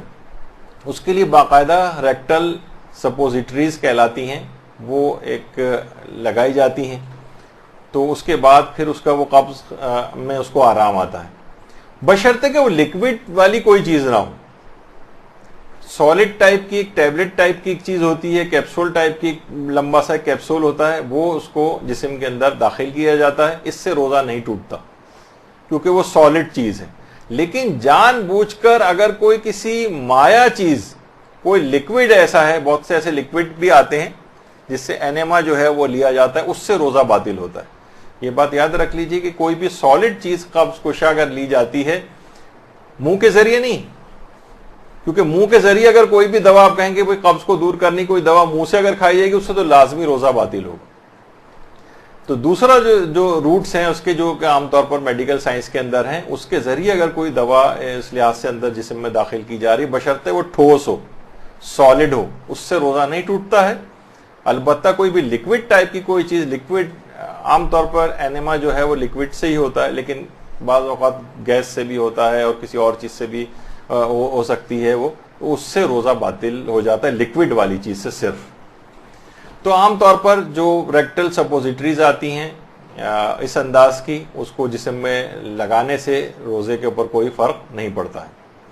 अच्छा, इसी तरीके से हालत रोजा में शुगर के जो मरीज हैं, अगर वो उसके लिए रोजा रखना नुकसानदेह नहीं है और उसने अपने तौर पर देख लिया, तो इंसुलिन के इंजेक्शन लगाने से रोजे पर कोई फर्क नहीं पड़ता है। इंसुलिन का इंजेक्शन लगाया जा सकता है, किसी भी रूट से इंसुलिन का इंजेक्शन, चाहे वो खाल के नीचे हो या अमूमन वहीं से ही होता है, लेकिन और भी अगर कोई इस तरह के जराए हैं तो इंसुलिन के इंजेक्शन लगाने से बहरहाल रोजे के ऊपर कोई फर्क नहीं पड़ता है। बस वो अपना उस लिहाज से देख ले कि रोजा रखना उसके लिए वाजिब है या नहीं है, या क्या मसला है, लेकिन खुद इंजेक्शन मुब्तिल रोजा नहीं है। अच्छा, बहुत से लोग ये करते हैं और मसलन खून की कमी है या कोई और वजूहात हैं, ताकत के इंजेक्शन लगाए जा रहे हैं, कोई और जो कि ग़िज़ा की कमी को दूर करते हैं, ताकत ही के लिए लगाए जा रहे हैं। तो आयतुल्लाह खोई और आयतुल्लाह सिस्तानी के फतवे में ताकत के जितने भी इंजेक्शन हैं ये लगाने की इजाजत है। ताकत के इंजेक्शन भी हालत रोजा में लगवाए जा सकते हैं। अब चाहे वो इंट्रामस्कुलर हो, यानी मसल में लगाए जाएं, बाजू में, कूल्हे में, किसी भी जगह, या मसलन खून के अंदर, खून की रग जो गुजर रही होती है, वेन वगैरह, उसके अंदर अगर लगाए जा रहे हैं, तो वो कहते हैं इससे कोई फर्क नहीं पड़ता है, दोनों लिहाज से ठीक है। अलबत्ता इमाम खुमैनी और रहबर मौज़म आयतुल्लाह खामेनी फरमाते हैं कि एहतियात वाजिब की बिना पर ताकत वाले इंजेक्शन हालत रोजा में जायज़ नहीं। तो इसका एक एहतियात की जाए अपनी तकलीद के मुताबिक। अलबत्ता अगर कोई एहतियात वाजिब में रुजू करके इस मसले से फ़ायदा उठाना चाहे या सहूलत लेना चाहे तो एक अलग बात है। इसी तरीके से हालत रोज़ा में ड्रिप लगाने का भी मसला है। अच्छा, चाहे वो ड्रिप, आमतौर पर ड्रिप दवा की भी हो सकती है, ग़िज़ाई कमी को दूर करने वाली ड्रिप्स भी आती हैं, ताकत वाली ड्रिप्स भी आती हैं, मसलन ग्लूकोज की और सेलाइन की, या इस तरह से कोई भी चीज़ के जिस्म के अंदर पानी पहुंच जाए और ग़िज़ाई कमी दूर हो जाए, या कोई भी इस तरह की चीज़ या ताकत आ जाए, तो यहाँ भी वही ताकत वाले इंजेक्शंस का मसला है। आयतुल्लाह खोई और आका सिस्तानी के फतवे में जायज़ है, और इमाम खुमैनी और आयतुल्लाह खामेनी एहतियात वाजिब की बिना पर इसको जायज़ नहीं समझते और मुब्तिल रोज़ा भी समझते हैं। तो अगर किसी को वाकई ऐसी ज़रूरत पेश आ जाए, मसलन डायरिया हो गया और उसको मसलन ड्रिप लगानी पड़ गई वहाँ जाकर, तो वो ड्रिप से आमतौर पर वो पानी की कमी भी पूरी हो जाएगी, और वो सोच रहा है कि अगर ये मुझे ड्रिप लग जाए तो मैं आराम से अपने रोज़े को भी पूरा कर लूँगा, तो इसमें कोई हरज नहीं आगा सिस्तानी और आगा खोई के फतवे में। और ये भी जो दीगर मराजे के मुक़ल्लिदीन, ये भी अगर अब एहतियात वाजिब में अगर उनके बाद दूसरा बड़ा मुज्तहिद इजाज़त दे रहा हो तो वहाँ रुजू करके ड्रिप भी लगवा सकते हैं। इसी तरह से हालत रोज़ा में दांतों का इलाज करवाने के लिए डेंटिस्ट के पास जाने का मसला। आमतौर पर डेंटिस्ट इफ्तार के बाद नहीं बैठते हैं, लोग कहते हैं भाई मजबूरी है, मजबूरी की वजह से कहते हैं फिर हमें तो रोज़ा छोड़ना पड़ेगा। नहीं, हालत रोज़ा में दांतों के इलाज के लिए जा सकते हैं। ज़ाहिर है उसमें वो इंजेक्शंस भी लगाते हैं, सुन करने वाले, वो भी लगवाए जा सकते हैं। बार बार मुंह में ज़ाहिर है वो पानी भी उनके आ रहा होता है और उसको बार बार उसको पानी को मुंह से निकालना भी होता है, बस वो पानी हलक के अंदर ना जाए, कोशिश करें कि वो कुल्ली करके निकालते रहें। तो हालत रोज़ा में दांतों के तमाम ट्रीटमेंट करवाए जा सकते हैं, इससे कोई फ़र्क नहीं पड़ता। इंजेक्शंस भी लगवाए जा सकते हैं, मुंह के अंदर भी लगवाए जा सकते हैं, तो इससे कोई फ़र्क नहीं पड़ता है। बस ये कि उस खून को या उस पानी को जो भी है वो हलक से निगले नहीं, बल्कि उसे उगल दें, बाहर निकाल दें, उसका इंतज़ाम वहाँ पर होता है। तो इस तरह अपने रोज़े को जारी रख के दांतों का इलाज करवाया जा सकता है।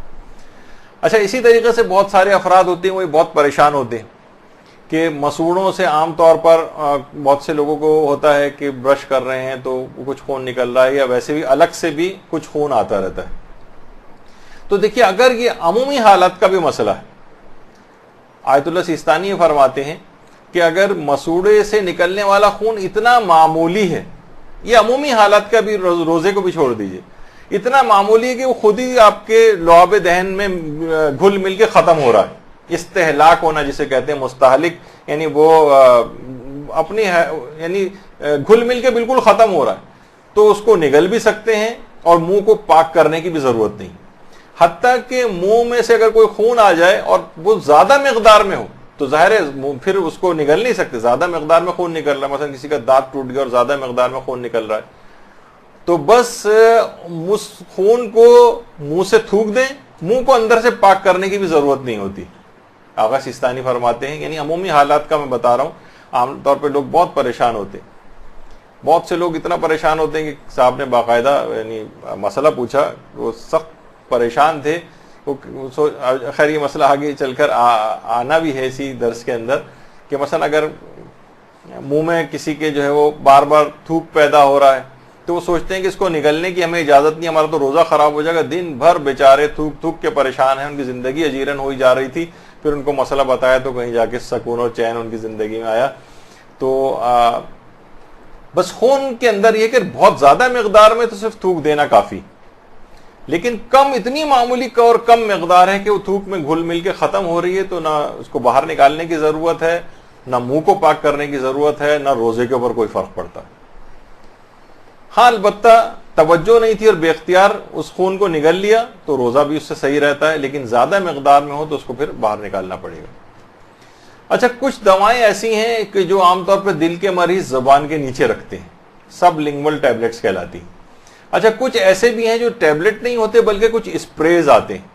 وہ بھی دل کے مریض استعمال کرتے ہیں. زبان کے نیچے اس کو اسپرے کرتے ہیں اور اس کے بعد وہ جو دوا ہوتی ہے وہ زبان کے نیچے سے ہی جذب ہو کے خون وغیرہ کے اندر آ جاتی ہے.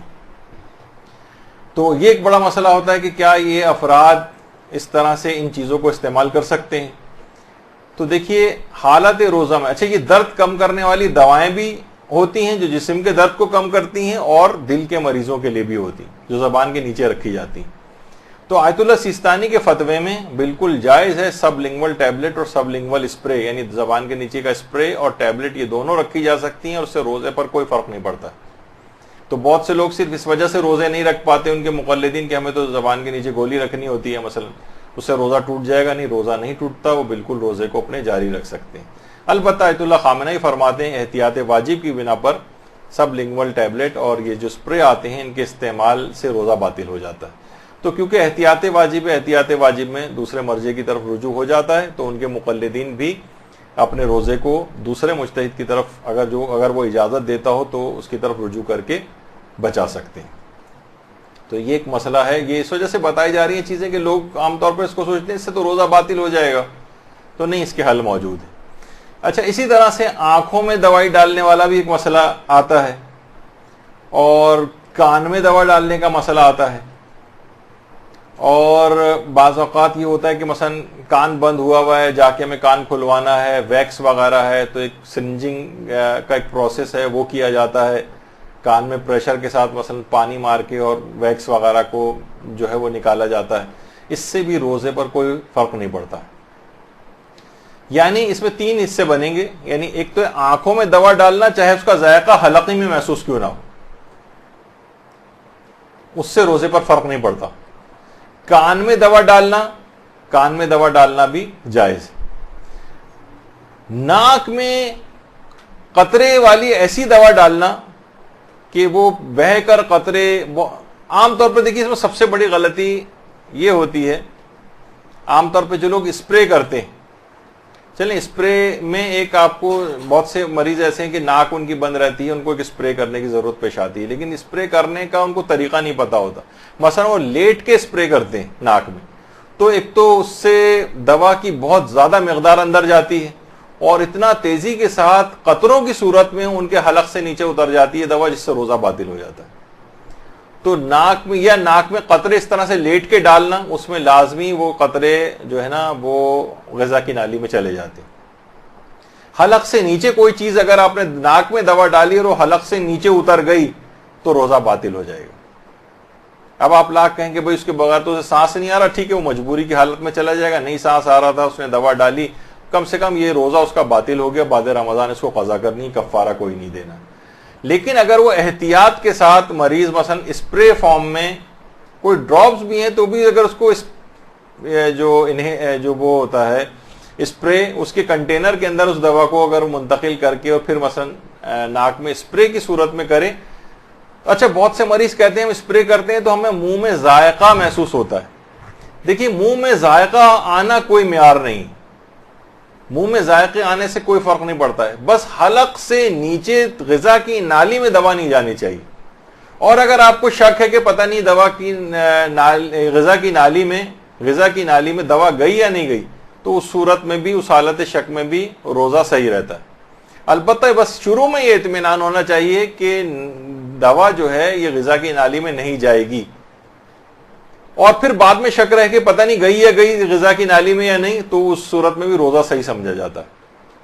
تو آنکھ میں اور کان والے میں اتنا زیادہ مسئلہ نہیں ہے، اور ناک میں دوا قطروں کی صورت میں ڈالنے سے وہ حلق کے نیچے اتر سکتی ہے،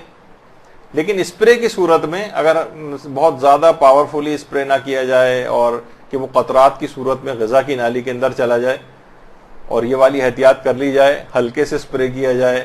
تو امید ہے کہ اس کا وہ مسئلہ بھی حل ہو جائے گا اور اس کی غذا کی نالی میں بھی دوا نہیں جائے گی. اسپرے کی صورت میں اتنا مسئلہ نہیں، بس یہ احتیاط کر لی جائے. تو یہ 3 چیزیں اس کیٹیگری بنتی ہیں اس میں. ہاں البتہ آنکھوں میں سرما لگانا یہ جائز ہے، لیکن اگر اس کا مزہ یا بو حلق تک پہنچے تو یہ مکروہ ہے.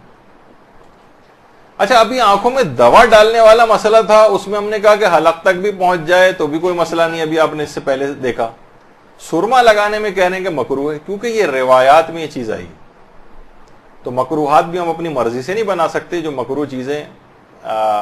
فقہ میں احادیث کے اندر آئی ہیں صرف اس حد تک. تو سرما لگانے سے اگر اس کا مزہ یا بو حلق تک پہنچے تو یہ مکروہ ہوتا ہے. اب پتہ نہیں کیونکہ ہم نے تو کبھی سرما نہیں لگایا، آپ لوگوں کو زیادہ پتہ ہوگا خواتین کو کب ایسا ہوتا ہے کب نہیں. اچھا، بہت سے افراد گردے کی بیماری والے بھی ہوتے ہیں خاندانوں میں. ایسی بیماری گردے کی، ہر گردے کی بیماری والا نہیں، ایسی بیماری جس میں مریض کا بار بار پانی پینا بہت ضروری، ورنہ اس کے مرض کی شدت میں اضافہ ہو جائے گا، یہ شفا ملنے میں تاخیر ہو جائے گی. ایسے افراد جو ہے روزہ چھوڑ سکتے ہیں بعد رمضان. جب یہ روزہ رکھنے کے قابل ہوں تو پھر ان کو تب یہ روزہ رکھیں گے، یعنی اس کی قضا کرنا پڑے گی. یعنی گردے کے ایسے مریض. اچھا، اس میں کیا ہوتا ہے کہ عام طور پر لوگ کیا کرتے ہیں، بھائی پرانی کسی کو مثلا پتھری ہے، اب وہ بھی سوچتا ہے کہ نہیں مجھ پر سے بھی روزہ ساقط ہو گیا. نہیں، وہ اگر روزہ رکھ بھی رہا ہے، پہلے سے پتھری چلی آ رہی ہے، مثلا کوئی ایسی شدت مرض کے اندر اس کے نہیں ہو رہی ہے، نہیں، اس کو صرف پانی بار بار پینا رمضان میں یاد آنے لگتا ہے. ویسے پورے دن مشکل سے 2 گلاس ہی پانی پیتا ہوگا وہ، لیکن وہ کہتا ہے کیونکہ رمضان آ گیا ہے، گردے میں پتھری ہے، لہٰذا مجھ پہ روزہ نہیں ہے، مجھے تو بار بار پانی پینے کو ڈاکٹر نے کہا ہے. تو نہیں، ایسا مسئلہ نہیں ہے. یا تو مرض کی شدت میں اس کے اضافہ ہو جائے تب وہ روزہ چھوڑ سکتا ہے، جب بار بار پانی پینا بہت زیادہ اس کے لیے ضروری ہے، ورنہ اس کے شفا ملنے میں تاخیر ہو جائے گی. ایسا انفیکشن ہے اس میں بار بار کہا ہے زیادہ پانی پیو، کوئی بھی ایسی چیز کہ جو کہ آپ نے اس سے پہلے معیارات سنے اس کے اوپر پوری اترتی ہو. تو گردے کی ایسی بیماری کہ جس سے شدت اس کی آ جائے گی اور شفا ملنے میں تاخیر ہوگی، صرف وہ چھوڑ سکتا ہے. اچھا، بہت سے جسم میں جذب ہونے والی جو چیزیں، ان سے بھی لوگ بہت سوال کرتے ہیں کہ ہم نے تیل لگا لیا، کہ روزے میں تیل لگا سکتے ہیں نہیں، روزے میں کوئی مرہم لگا سکتے ہیں نہیں، کریم لگا سکتے ہیں نہیں، آئنٹمنٹ لگا سکتے ہیں نہیں، لوشنز، ڈیوڈرنٹس اور اس طرح کی جو چیزیں ہیں جو کھال میں جذب ہو جاتی ہیں، ان کا استعمال بالکل جائز ہے، اس سے روزے پر کوئی فرق نہیں پڑتا. حلق سے گزر کر غذا کی نالی میں بس کوئی چیز نہ جائے، یہ اصول اور معیار یاد رکھیں، تو اس سے کوئی فرق نہیں پڑتا ہے. البتہ بہت سے سارے افراد اس کا بھی پوچھتے ہیں کہ جو کہ ظاہر ہے روزے کی حالت میں سگریٹ نوشی منع ہے، اب وہ ان کو ایک نکوٹین جسم میں نہیں جاتی، تو بہت سی ایسی نکوٹین پیچ آ گئے. وہ نکوٹین پیچ جسم کے اوپر لگا لیں تو کھال سے جذب ہو کے نکوٹین کی اتنی مقدار ان کے جسم میں، جو اس طرح کے ظاہر ہے سگریٹ نوشی وغیرہ کے ایڈکٹ ہیں، ان کے لیے بہت مشکل مسئلہ بن جاتا ہے کہ کس طرح سے اس سے وہ کریں. بہت سے اس کو ٹالریٹ کر لیتے ہیں، لیکن کچھ جو ہیں بہت ان کے لیے مشکل مسئلہ، تو وہ نکوٹین پیچ لگاتے ہیں، تو جس سے نکوٹین اندر جذب ہو کے خون میں پہنچتی ہے اور ان کو وہ سائیڈ ایفیکٹس وغیرہ نہیں ہوتے ودرول کے جو ہوتے ہیں عام طور پر. تو اس سے بھی روزے پر کوئی فرق نہیں پڑتا، کیونکہ ظاہر غذا کی نالی سے کوئی چیز نہیں نیچے نہیں اتر رہی. اچھا اب یہاں ایک چیز، اگرچہ یہ وہ مسئلہ خواتین کے لحاظ سے تو آپ لوگ سوچیں گے کہ ہمارے لیے تو بیکار ہے حالت روزہ میں نسوار استعمال کرنے کا مسئلہ، لیکن کتنی خواتین ایسی ہیں مدرسے کے پاس، کتنے ایسے سوالات آتے ہیں کہ ہماری والدہ جو ہیں وہ نسوار کھاتی ہیں. بہت سی خواتین ایسی ہیں کہ جو کہ ایسے علاقوں، شمالی علاقہ جات وغیرہ کی، وہاں پر عام طور پر بڑی بوڑھی خواتین جو ہیں وہ نسوار وغیرہ کا استعمال کرتی ہیں. کچھ مرد بھی ایسا ہو سکتے ہیں. تو اس میں یاد رکھیں کہ اگر حالت روزہ میں نسوار کے ذرات حلق سے نیچے اتر جائیں یا نسوار سے مثلا وہ تو سائیڈ میں رکھ لی جاتی ہے نا، تو لعاب دہن کے ساتھ مخلوط ہو کر وہ لعاب اگر کوئی نکل دے، جو لعاب نسوار کے ساتھ مخلوط ہو گیا، اس سے بھی روزہ باطل ہو جاتا ہے. ہاں البتہ بہت سے لوگ اب اس میں جائیں، ایک بحث اس کے اندر چھڑتی ہے کہ ہم تو صرف رکھ رہے ہیں اور حلق سے مثلا لعاب بھی نیچے نہیں جائے گا، تو کیا تب رکھ سکتے ہیں؟ تو اگر حلق سے کوئی بھی چیز نیچے نہیں اتر رہی تو فقط کسی چیز کا منہ میں رکھنا یہ روزے کو باطل نہیں کرتا. مثلا آپ نے پانی منہ میں بھر کے بیٹھی ہوئی ہیں آپ اور حلق سے ایک قطرہ نیچے نہیں اتر رہا، تو کیا کہا جائے گا کہ مبطل روزہ نہیں؟ منہ میں کوئی چیز رکھنا مبطل روزہ نہیں جب تک کہ وہ حلق سے نیچے نہ اترے. تو اگر وہ نسوار سے مخلوط لعاب جو ہے جب تک اسے آپ حلق سے نیچے نہیں اتاریں گے تب تک، لیکن عام طور پر اس کا کوئی خیال نہیں رکھ سکتا تو لہٰذا اس کو اس سے اجتناب کرنا پڑے گا. یعنی اس کا امکان بہت زیادہ پایا جاتا ہے کہ نسوار سے کے ذرات سے مخلوط لعاب جو ہے وہ حلق سے نیچے اگر کسی نے نگل لیا تو روزہ باطل ہے. تو بہرحال اس سے اجتناب کرنا ہی ضروری ہوگا. اچھا حالت روزہ میں اکثر لوگ ایک تو ابھی تو نکوٹین پیچ آپ نے سنا، اب ایسا نہ کوئی باقاعدہ سگریٹ نوشی شروع کر دے اور یہ نسوار وغیرہ کھانا. تو بہرحال یہ کہ الیکٹرانک سگریٹ، یہ ایک نئی سگریٹ ٹائپ، اب نئی تو نہیں ہے خیر، یہ بھی پرانی ہو گئی ہے. اس میں اس انداز کا ایک گاڑھا دھواں جس طریقے سے ہوتا ہے وہ نہیں نکلتا ہے. تو باقاعدہ یہ بھی ہم نے استفتہ کر کے جو ہے وہاں سے ای سگریٹ کہلاتی ہے الیکٹرانک سگریٹ، تو وہاں سے یہی جواب آیا کہ احتیاط واجب کے طور پر روزے کی حالت میں الیکٹرانک سگریٹ کا استعمال بھی جائز نہیں. تو بہرحال اگر کوئی بہت سارے افراد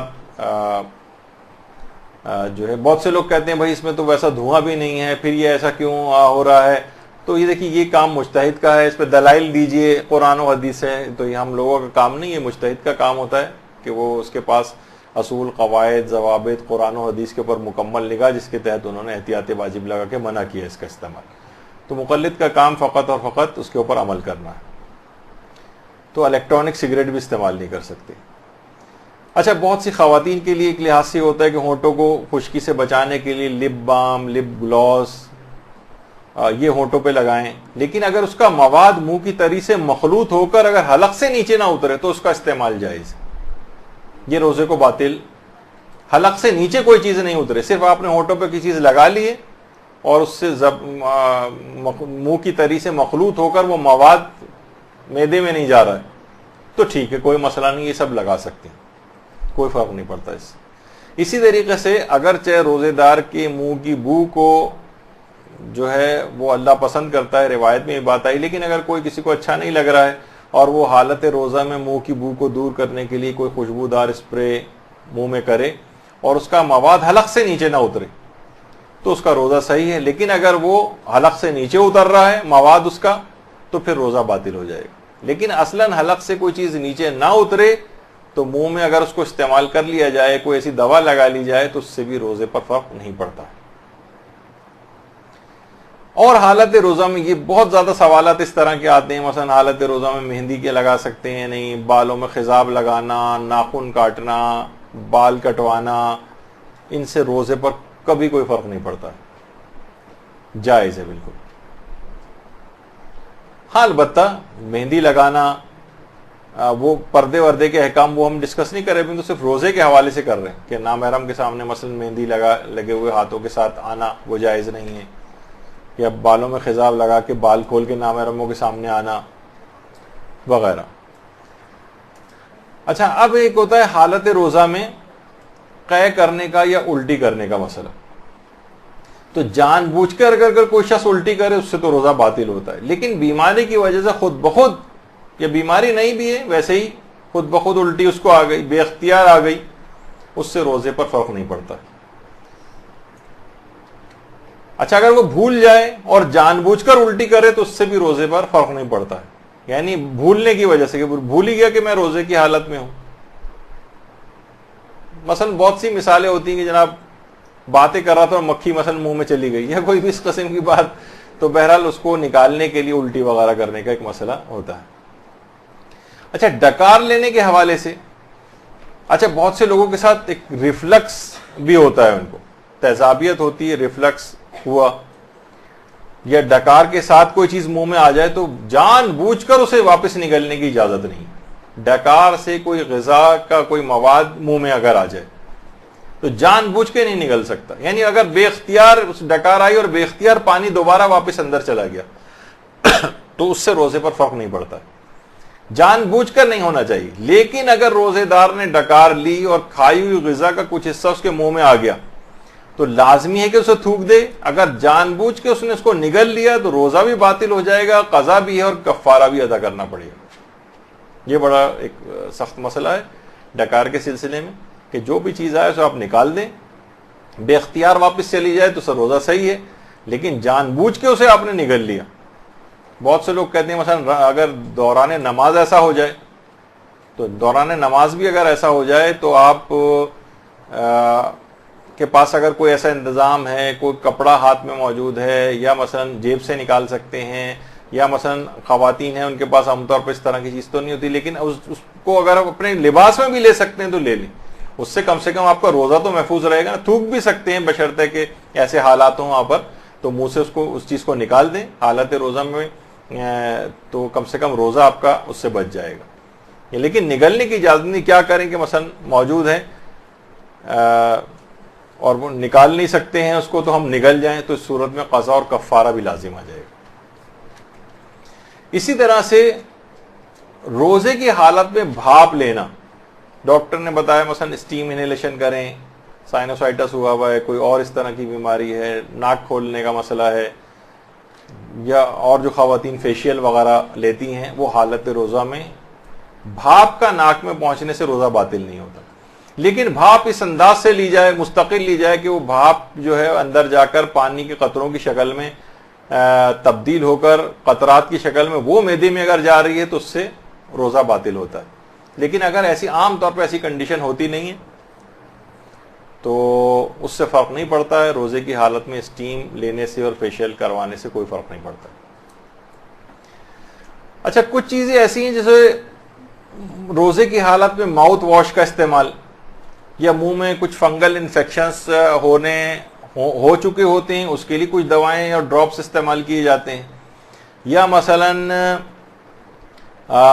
فنگل انفیکشن ہو گیا ہے کوئی اس کے لیے ڈراپس استعمال کیے جاتے ہیں، یا ناک کو کھولنے کے لیے تیز خوشبو والے انہیلرز وہ استعمال کیے جاتے ہیں. ان سب کا استعمال جائز ہے. کوئی بھی بس دوا حلق سے نیچے نہ اترے، یعنی منہ کی حد تک رہے، کلی کرنے کی حد تک، سونگنے کی حد تک معاملہ رہے تو اس سے روزہ باطل نہیں ہوتا. تو ایسے بہت سارے ڈراپس آتے ہیں فنگل انفیکشنز والے، ان کو منہ میں گھما کے اس کے بعد اس کو نکال بھی سکتے ہیں. بعض اوقات عام حالات میں تو اگر اندر بھی چلا جائے تو فرق نہیں پڑتا، لیکن روزے میں تو اندر نہیں اس کو لے جا سکتے تو باہر نکالنا پڑے گا، لیکن منہ میں گھما کے اس کو تھوک دینے سے روزے پہ فرق نہیں پڑتا ہے. اسی طریقے سے مختلف وکس کی ایسی بام اور ناک میں خوشبو، تیز خوشبو جس سے ناک کھل جائے، اس کے استعمال سے بھی روزے پر فرق نہیں پڑتا ہے. اچھا بعض اوقات یہ ہوتا ہے کسی نے بہت ہی کوئی، دیکھیں روزے کے مسئلے میں بھی آپ نے دیکھا کسی کو بہت سپر مین اور سپر وومن بننے کی کوئی ضرورت نہیں. اگر معلوم ہو جائے کہ واقعی روزہ آپ کے لیے نقصان دہ ہے تو وہ پھر روزہ اس کے لیے حرام بھی ہو جاتا ہے. آپ کسی شخص کو مثلا مریض کو یقین تھا کہ روزہ رکھنا اس کے لیے نقصان دہ نہیں ہے، اور لیکن روزہ جب رکھ لیا بعد میں پتہ چلا کہ وہ تو غلطی پہ تھا، روزہ رکھنے سے تو اسے نقصان ہو گیا، تو وہ جو رکھا گیا روزہ ہے وہ کافی نہیں ہے. احتیاط واجب یہ کہ اسے قضا کرنا پڑے گی. یعنی وہ اتنی محنت مشقت سے ہم نے روزہ بھی رکھا اور ایک لحاظ سے یقین تھا کہ نقصان دہ نہیں ہے، چلیں کوئی گناہ اس کے اندر نہیں ملا ہمیں، کیونکہ اگر یقین نہ ہو کہ روزہ نقصان دہ نہیں ہے تو روزہ رکھنا ضروری بھی ہو جاتا ہے. لیکن بعد میں پتہ چلا کہ ارے یہ تو نقصان دہ تھا، ڈاکٹروں کے پاس گئے، انہوں نے سر پیٹ لیا اپنا، ارے یہ تم نے کیا کیا، یہ تو تمہیں نہیں رکھنا چاہیے تھا، اتنا نقصان دہ کہ تمہیں مثلا کوئی ایسی بیماری،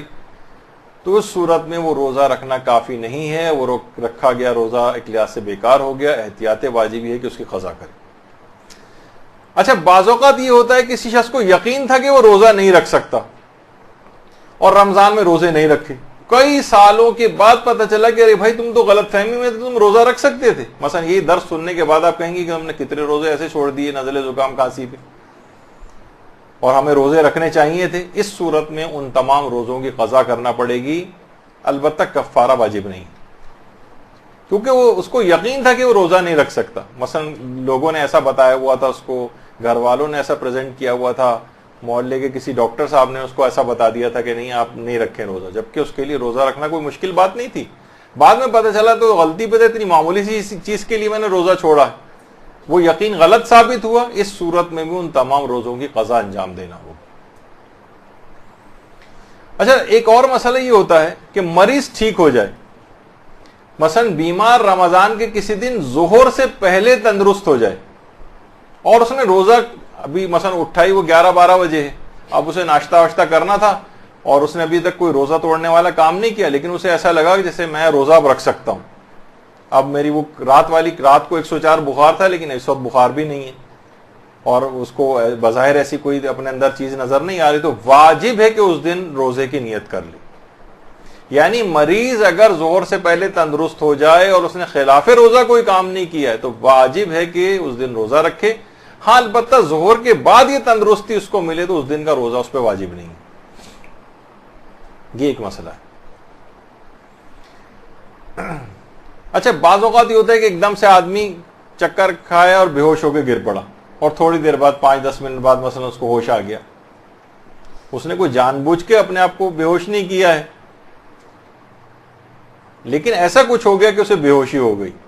تو احتیاط واجب ہے کہ اس روزے کو مکمل بھی کرنا ہے ہوش آنے کے بعد, اور اس کے بعد اس روزے کی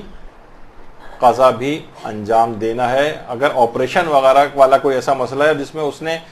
اس میں 2 مسئلے ہیں. ایک تو یہ کہ آپریشن کے لیے اسے بے ہوش کر اور اختیار سے گیا ہے وہ کہ مجھے بے ہوش کیجئے کیونکہ میرا آپریشن کرنا ہے, تو احتیاط واجب ہے کہ اس روزے کو مکمل بھی کرنا ہے اور اس روزے کی قضا کرنی ہے. لیکن اگر وہ خود سے ہی ایسی چکر کھا کے بے ہوش ہو کے گر پڑا ہے اور تھوڑی دیر بعد اسے ہوش آ گیا تو اس سے روزے پر فرق نہیں پڑتا ہے. کوئی ایسا ہو کہ اپنے آپ کو خود سے اختیار سے بے ہوش کرے یا کروائے, مثلا ریکویسٹ ہی کرے کہ آپ مجھے بے ہوش کریں تاکہ میرا آپریشن ہو,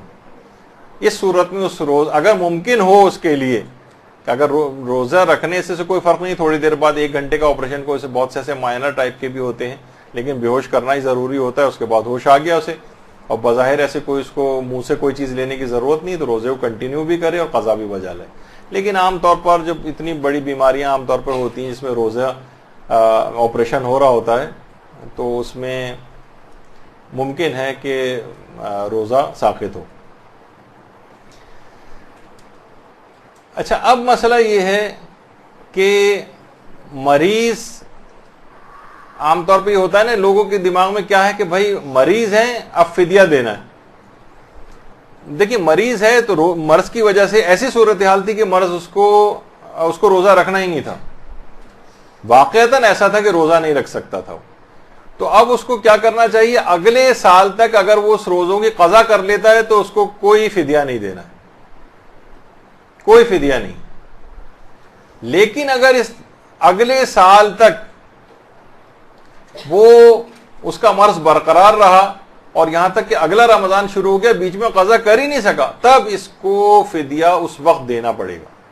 بہت سے لوگ ادھر رمضان ختم ہوا ادھر انہوں نے فدیہ نکال دیا, وہ ایک چیریٹی بن جائے گا, ایک ثواب والی چیز بن جائے گی, لیکن وہ فدیہ نہیں ہوگا. فدیہ واجب ہی نہیں تھا. فدیہ تو اس وقت ہے کہ جب اگلے سال تک اس کا مرض چلے, اگلے رمضان کا چاند نظر آ جائے, اب یہ پچھلے روزوں کا فدیہ جو ہے وہ دے گا.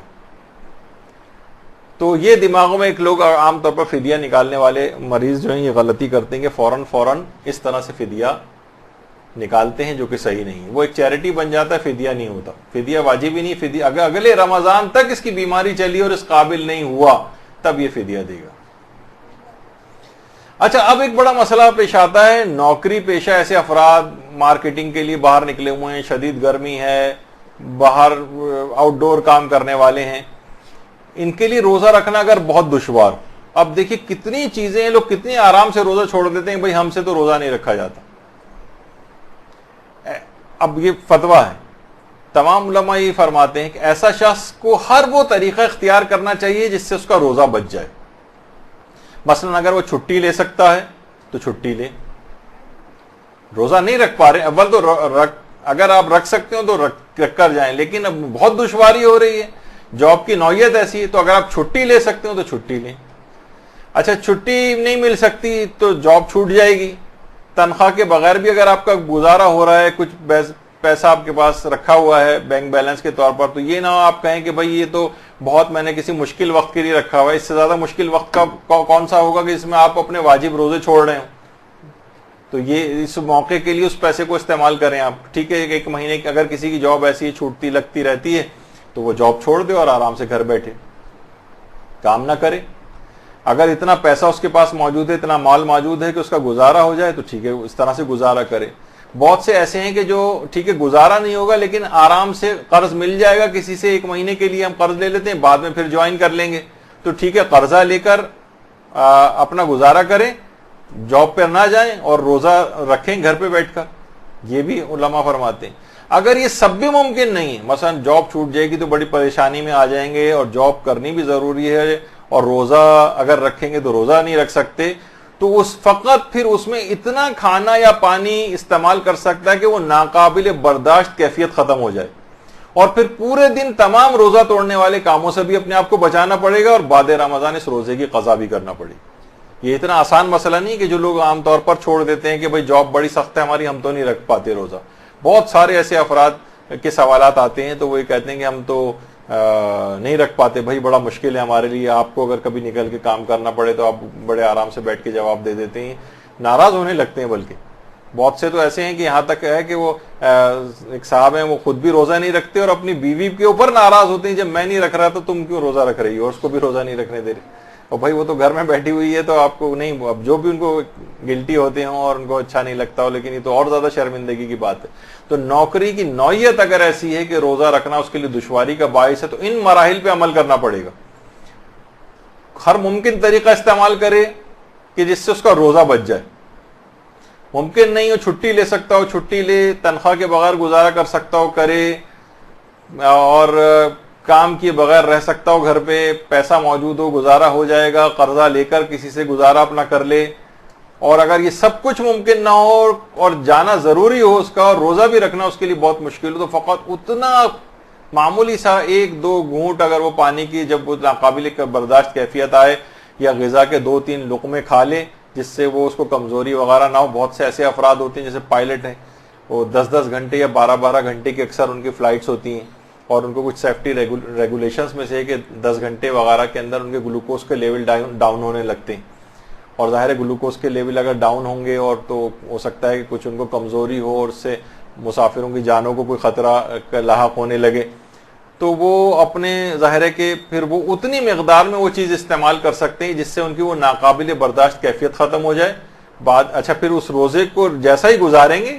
وہ, اور کچھ کھائیں پیئیں گے نہیں اس کے علاوہ, اور بعد رمضان ان روزوں کی قضا بھی ان کو کرنا پڑے گی. تو آپ نے دیکھا کہ مسئلہ روزے کا کتنا زیادہ مشکل ہے, اتنا آسان نہیں ہے, کتنی آسانی کے ساتھ ہمارے یہاں روزے چھوڑے جاتے ہیں. اب ایک اور بڑا مسئلہ ہے, وہ ہے امتحانات اگر حالت روزہ میں آ جائیں, ایگزامس. آیت اللہ سیستانی نے باقاعدہ ایک بڑا مفصل اس کے اوپر اپنا ایک فتویٰ روزہ اور امتحانات کے سلسلے میں ایک دیا ہے. اچھا وہ بھی ہم آپ کے سامنے اس کے ترجمے کے طور پر, تو آپ دیکھیں گے اس سے اندازہ ہوگا کہ روزہ چھوڑنا کتنا مشکل کام ہے, شریعت نے کتنے اس میں سختی کی ہے. اچھا اب آپ مرحلے وار جس طریقے سے ابھی آپ نے ایسے افراد جن کی نوعیت ملازمت کی ایسی ہے ان کے لیے کتنے مراحل ہیں, اسی طریقے سے ایگزامس اور روزہ اس کے مرحلے کیا ہیں. دیکھیے پہلی صورت یہ ہے کہ اسکول اور کالج کی پڑھائی کو مکمل کرنا بنیادی طور پر آیت اللہ سیستانی فرماتے ہیں کہ روزہ چھوڑنے کا عذر نہیں. یہ تو سارے مجتہدین بھی کہتے ہیں, لہٰذا وہ پڑھائی بھی کرے, امتحان بھی دے, ساتھ میں روزہ بھی رکھے. یہ تو پہلی صورتحال. یہ عذر نہیں ہے کہ میرے ایگزام ہے تو میں روزہ چھوڑ دوں, نہیں, پڑھائی بھی کرے روزہ بھی رکھے. اچھا اسٹوڈنٹ جو ہے, جو طالب علم ہے, وہ روزہ اور پیپر ایک ساتھ نہیں کر سکتا. اگر ایسی صورتحال ہے تو پھر ایک صورتحال یہ بنے گی, آیت اللہ خود سیستانی فرماتے پڑھائی چھوڑ دے اگر ممکن ہے, روزہ رکھے, مثلاً سپلیمنٹ، بہت سے افراد ایسے ہوتے ہیں کہ جو اتنی زیادہ اہم نہیں ہے اس وقت پڑھائی، مثلاً ویسی بی اے کر رہے ہیں، ویسی کوئی ڈپلوما کر رہے ہیں، فارغ بیٹھے ہوئے تو فلاں کورس کر رہے ہیں، کوئی ایسا بہت بڑا زندگی کے اندر ان کے مسئلہ نہیں آئے گا، کوئی بات نہیں، پیپر اگلے سال دے دیجیے گا، سپلیمنٹری میں دے دیجیے گا، لیکن روزہ رکھیں۔ یہ اس صورت میں ہے جبکہ اسٹوڈنٹ کے لیے ایسا کرنا زیادہ مشکل نہ ہو، یا مشکل ہے لیکن بہت زیادہ مشکل نہیں ہے، جیسے پروفیشنل کالج کی پڑھائی ہے، ساری زندگی اس کا کیریئر ضائع ہو جائے گا، اب ایک الگ مسئلہ ہو جائے گا۔ اگر ایسا کوئی مسئلہ ہے کہ پڑھائی اور روزہ ساتھ ہو سکتے ہیں تو روزہ رکھنا پڑے گا، پیپر اور روزہ ساتھ نہیں ہو سکتے اگر، تو وہ پھر جو ہے اگر ممکن ہے اس کے لیے بہت زیادہ اہم نہیں ہے امتحان، تو امتحان چھوڑ دے، سپلیمنٹری میں دے، اگلے سال دے۔ لیکن اگر بہت مشکل ہو رہی ہے، نہیں، اس کی کیریئر ضائع ہو جائے گا اور اسی سال اس کو مکمل کرنا ضروری، اب وہ یا تو روزہ رکھے یا پیپر دے، دونوں کام ایک ساتھ نہیں کر پا رہا ہے اور پڑھائی چھوڑ رہا ہے تو پورا سال ضائع ہو رہا ہے، وہ اور ایک اور مشکل کا شکار ہو جائے گا۔ اب فرماتے ہیں کہ دو باتیں ہوں گی۔ پہلے چیز یہ کہ اگر وہ پیپر والے دن 22 کلومیٹر سفر کر سکتا ہے تو اپنے روزے کو قصر کر لے، 22 کلومیٹر سفر کرے، سفر کر کے 22 کلومیٹر واپس آئے گا، 22 کلومیٹر کے بعد کھا پی سکتا ہے، پھر واپس آ جائے، وہاں کھا پی کے واپس آئے۔ ہاں یہ ضرور ہے کہ اگر 22 کلومیٹر کے بعد اس نے کچھ کھایا نہیں اور ویسے ہی وہ اپنے وطن واپس آ گیا، تو اپنے وطن اگر واپس آ جائے اور منافی روزہ کوئی کام نہ کیا ہو تو اس روزے کو پورا کرنا واجب ہو جائے گا، تو وہاں کچھ کھا لے، پھر اس کے بعد واپس آئے، 1-1.5-2 گھنٹے لگیں گے، سفر قصر کر کے آئے، اپنا صبح نکل جائے 5 بجے قریب، 7 بجے واپس آئے گا، اس کے بعد دن بھر کھاتا پیتا رہے، آرام سے جائے اور ایگزام دے کر آ جائے۔ البتہ بعد رمضان اس روزے کی قضا کرنا پڑے گی، اور جان بوجھ کے بھی اپنے روزے کو قصر کیا جا سکتا ہے، یہ بھی آگے چل کر بھی انشاءاللہ ایک مسئلہ آئے گا۔ کفارہ اس کے اوپر کوئی نہیں ہے، یہ شریعت نے اس کو حل بتایا ہے کہ اگر ایسی کوئی استثنائی کیفیت آ رہی ہے تو وہ اپنے اس 22 کلومیٹر سفر کر کے اپنے اس روزے کو قصر کر کے واپس آ جائے۔ اچھا، اگر وہ بہت سی خواتین ایسی مثلا وہ چاہتی ہیں، جیسے آپ ہیں، آپ میں سے کوئی اب کوئی گھر والا لے جانے کو تیار نہیں، اتنی صبح 5 بجے تمہیں کہاں ٹول پلازا جو ہے اس سے بھی آگے جو ہے وہ لے کر جائیں، اور ہم مثلا کوئی اس کے امکانات نہیں ہیں سفر کرنے کے، تو کیا تب وہ چھوڑ سکتی ہے روزہ؟ نہیں، تب بھی نہیں، بلکہ وہ روزے کی نیت کرے، تمام دن روزے سے رہے، جب اس کے لیے ناقابل برداشت کیفیت آئے اور اسے یہ لگے کہ اگر اب میں نے کچھ کھایا پیا نہیں تو اب میرے لیے ممکن نہیں ہے اس کو برداشت کرنا، تو وہ صرف معمولی مقدار کھانے پینے کی اتنی مقدار استعمال کر لے جس سے وہ ناقابل برداشت کیفیت ختم ہو جائے۔ ایسا نہ ہو کہ گھٹا گھٹ وہ پانی پی لے کئی گلاس، یا مثلا خوب سارا پیٹ بھر کے کھانا کھا لے، نہیں، یہ نہیں کر سکتی، حرام ہو جائے گا۔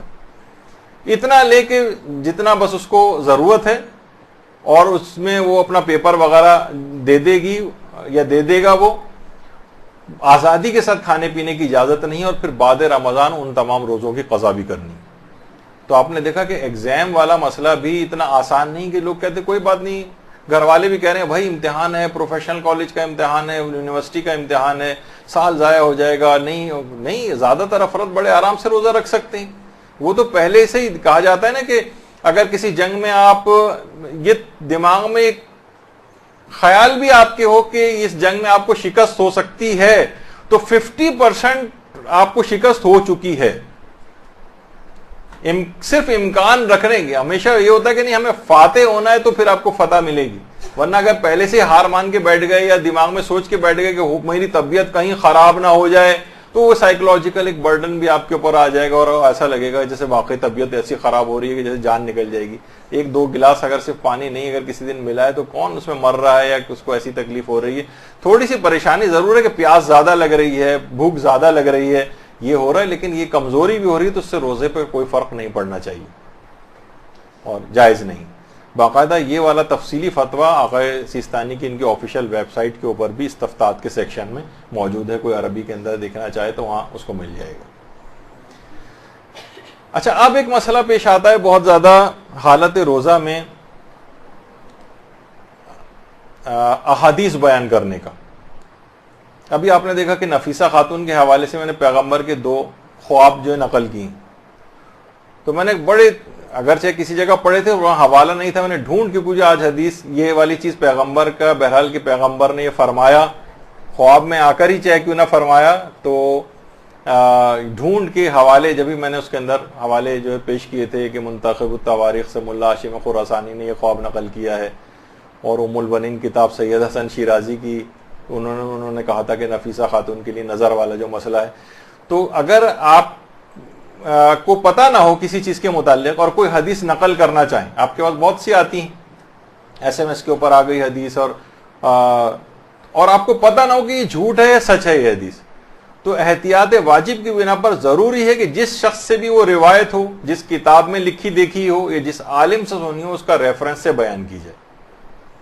ہاں اگر کسی کو بالکل 100% پتا ہے کہ حدیث بالکل صحیح ہے، ایسے ہی پائی جاتی ہے، تو کوئی ریفرنس وغیرہ دینا ضروری نہیں. مثلا حدیث من کنت مولا فہذا علی مولا والی حدیث آپ کو علمی طور پر صحیح طریقے سے پتا ہے، اس میں کوئی حوالہ اور ریفرنس نہ بھی دیں تو حرج نہیں، روزہ صحیح ہے. لیکن کوئی ایسی حدیث آپ نقل کرنے جا رہی ہیں جس کے متعلق آپ کو پتہ نہیں، بہت سارے فلسفیوں قول امیر المومنین سے منسوب کیے جا رہے ہیں، کون سے دن اور رات 15-20 کم سے کم ایسے سوالات مدرسے کے پاس آتے ہیں کہ جو حدیثیں ایگزسٹ ہی نہیں کرتی اور کسی نہ کسی امام کا نام لگا کر اور اس کو، اور مجہول الحال کتابیں جس کا نہ نام سنا نہ ان کے مصنف کا نام سنا. اور بعض اوقات یہ بھی ہوتا ہے کہ مثلا بہار الانوار جلد نمبر 87 فلاں، اب کون جا کے چیک کر رہا ہے کون جا کے چیک نہیں کر رہا ہے، وہ ان حدیثوں کا وجود بھی نہیں ہے، اور اس طرح سے بڑی تعداد میں حدیثیں پھیلائی جا رہی ہیں. تو اگر آپ کو پتہ نہ ہو تو آپ ریفرنس کے ساتھ بیان کریں، کتاب کا نام لیں، عالم کا نام لیں، تو پھر آپ بیان کر سکتی ہیں. اچھا بعض اوقات یہ ہوتا ہے کہ ہمیں حدیث تو بالکل صحیح پتا ہے لیکن یہ پتا نہیں ہوتا کہ، اور ہم غلطی سے نام لے لیتے ہیں کسی اور امام، مثلا چھٹے امام کی حدیث ہے ہم نے 8ویں امام سے منسوب کر دی غلط فہمی میں. تو آغا سستانی فرماتے ہیں کہ احتیاط واجب کی بنا پر جان بوجھ کر اگر آپ نے ایک حدیث ایک امام سے ہے اور دوسرے امام سے جان بوجھ کے منسوب کر دی تو احتیاط واجب ہے کہ روزہ باطل ہے. لیکن بھولے سے ایسا ہوا، آپ کو بعد میں پتہ چلا ارے یہ تو میں نے کہہ دیا کہ امیر المومنین نے فرمایا، یہ تو رسول خدا نے فرمایا تھا، ارے یہ تو مثلا امام حسین علیہ السلام کا قول ہے، میں نے جو ہے چھٹے امام سے منسوب کر دیا. تو حدیث صحیح بیان کی ہے لیکن غلط امام سے یا معصوم سے منسوب کر دی تو اس سے روزے پر فرق نہیں پڑتا، سوائے اس کے کہ جان بوجھ کے ایسا کیا ہو،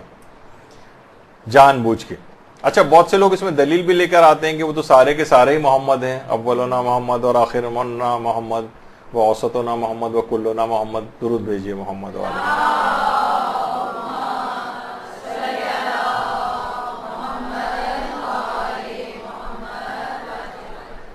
تو بھولے سے ایسا ہو جائے تو روزے پر فرق نہیں پڑتا ہے، جان بوجھ کے ایسا نہیں ہونا چاہیے. اچھا کبھی یہ ہوتا ہے کہ حدیث صحیح بیان کی ہے،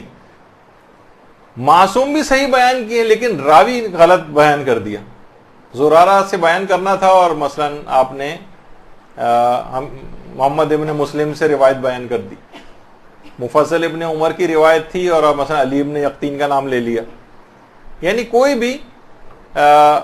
راوی کے نام میں اگر گڑبڑ ہو جائے جبکہ حدیث صحیح بیان کی ہے، اس سے بھی روزے پر فرق نہیں پڑتا. البتہ یعنی احتیاط کرنی چاہیے.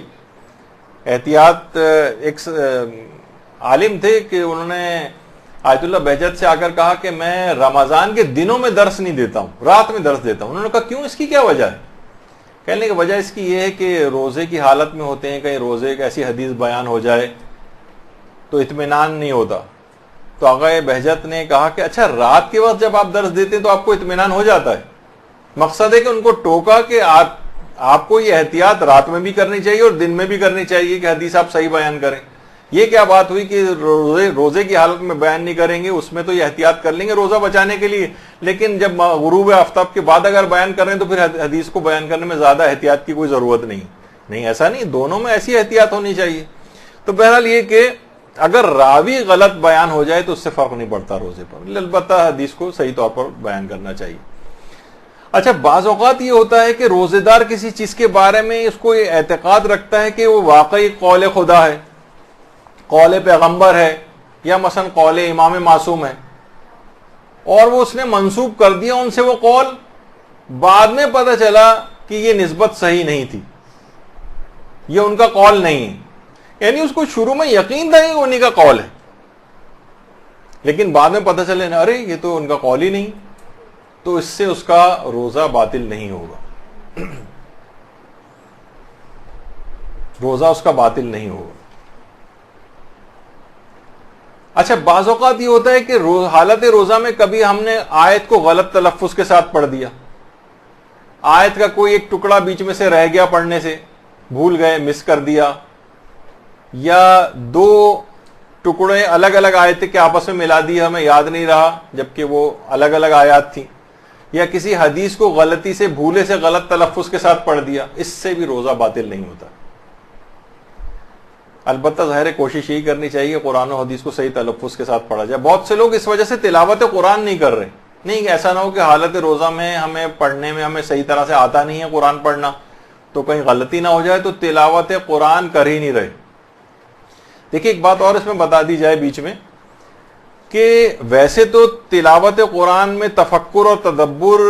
کرنے کا ثواب بہت زیادہ ہے، بنسبت اس کے کہ انسان بس پڑھتا چلا جا رہا ہے اور نہ تفکر و تدبر نہ کرے، وہ اپنی جگہ پر ہے۔ لیکن یہ ہے حکم زیادہ تر غیر رمضان کے لیے۔ رمضان میں کثرت تلاوت جو ہے یہ مطلوب ہے، زیادہ سے زیادہ تلاوت کریں، چاہے فی الحال اتنا وقت آپ کو نہ مل رہا ہو۔ جب یہ آپ ملتا ہے نا کہ امام خمینی 10 قرآن ختم کر لیا کرتے تھے، جب نجف میں تھے تو رمضان میں 10 قرآن ختم کرتے تھے، اور ابھی نفیسہ خاتون کو آپ نے سنا کہ جو ہے نا 2 دن میں 1 قرآن اس لحاظ سے ختم ہو جاتا تھا ان کا، تو اس لحاظ سے دیکھیں تو 15 قرآن ان کے رمضان کے اندر ہی بنتے ہوں گے۔ کتنی روایات ملتی ہیں ائمہ معصومین کی، کتنے ان کے اصحاب کی ملتی ہیں کہ کثرت کے ساتھ 10 کے قریب جو ہے قرآن ختم کیا کرتے۔ تو جب انسان اتنی تیز رفتاری کے ساتھ یعنی قرآن پڑھ رہا ہوگا، تلاوت کر رہا ہوگا، تو تفکر و تدبر کا وقت تو نہیں ہوگا اس کے پاس۔ لوگ کہتے ہیں بھائی ایک آیت ہی پڑھیں لیکن تفکر کر کے پڑھیں، نہیں، رمضان میں کثرت تلاوت کا ثواب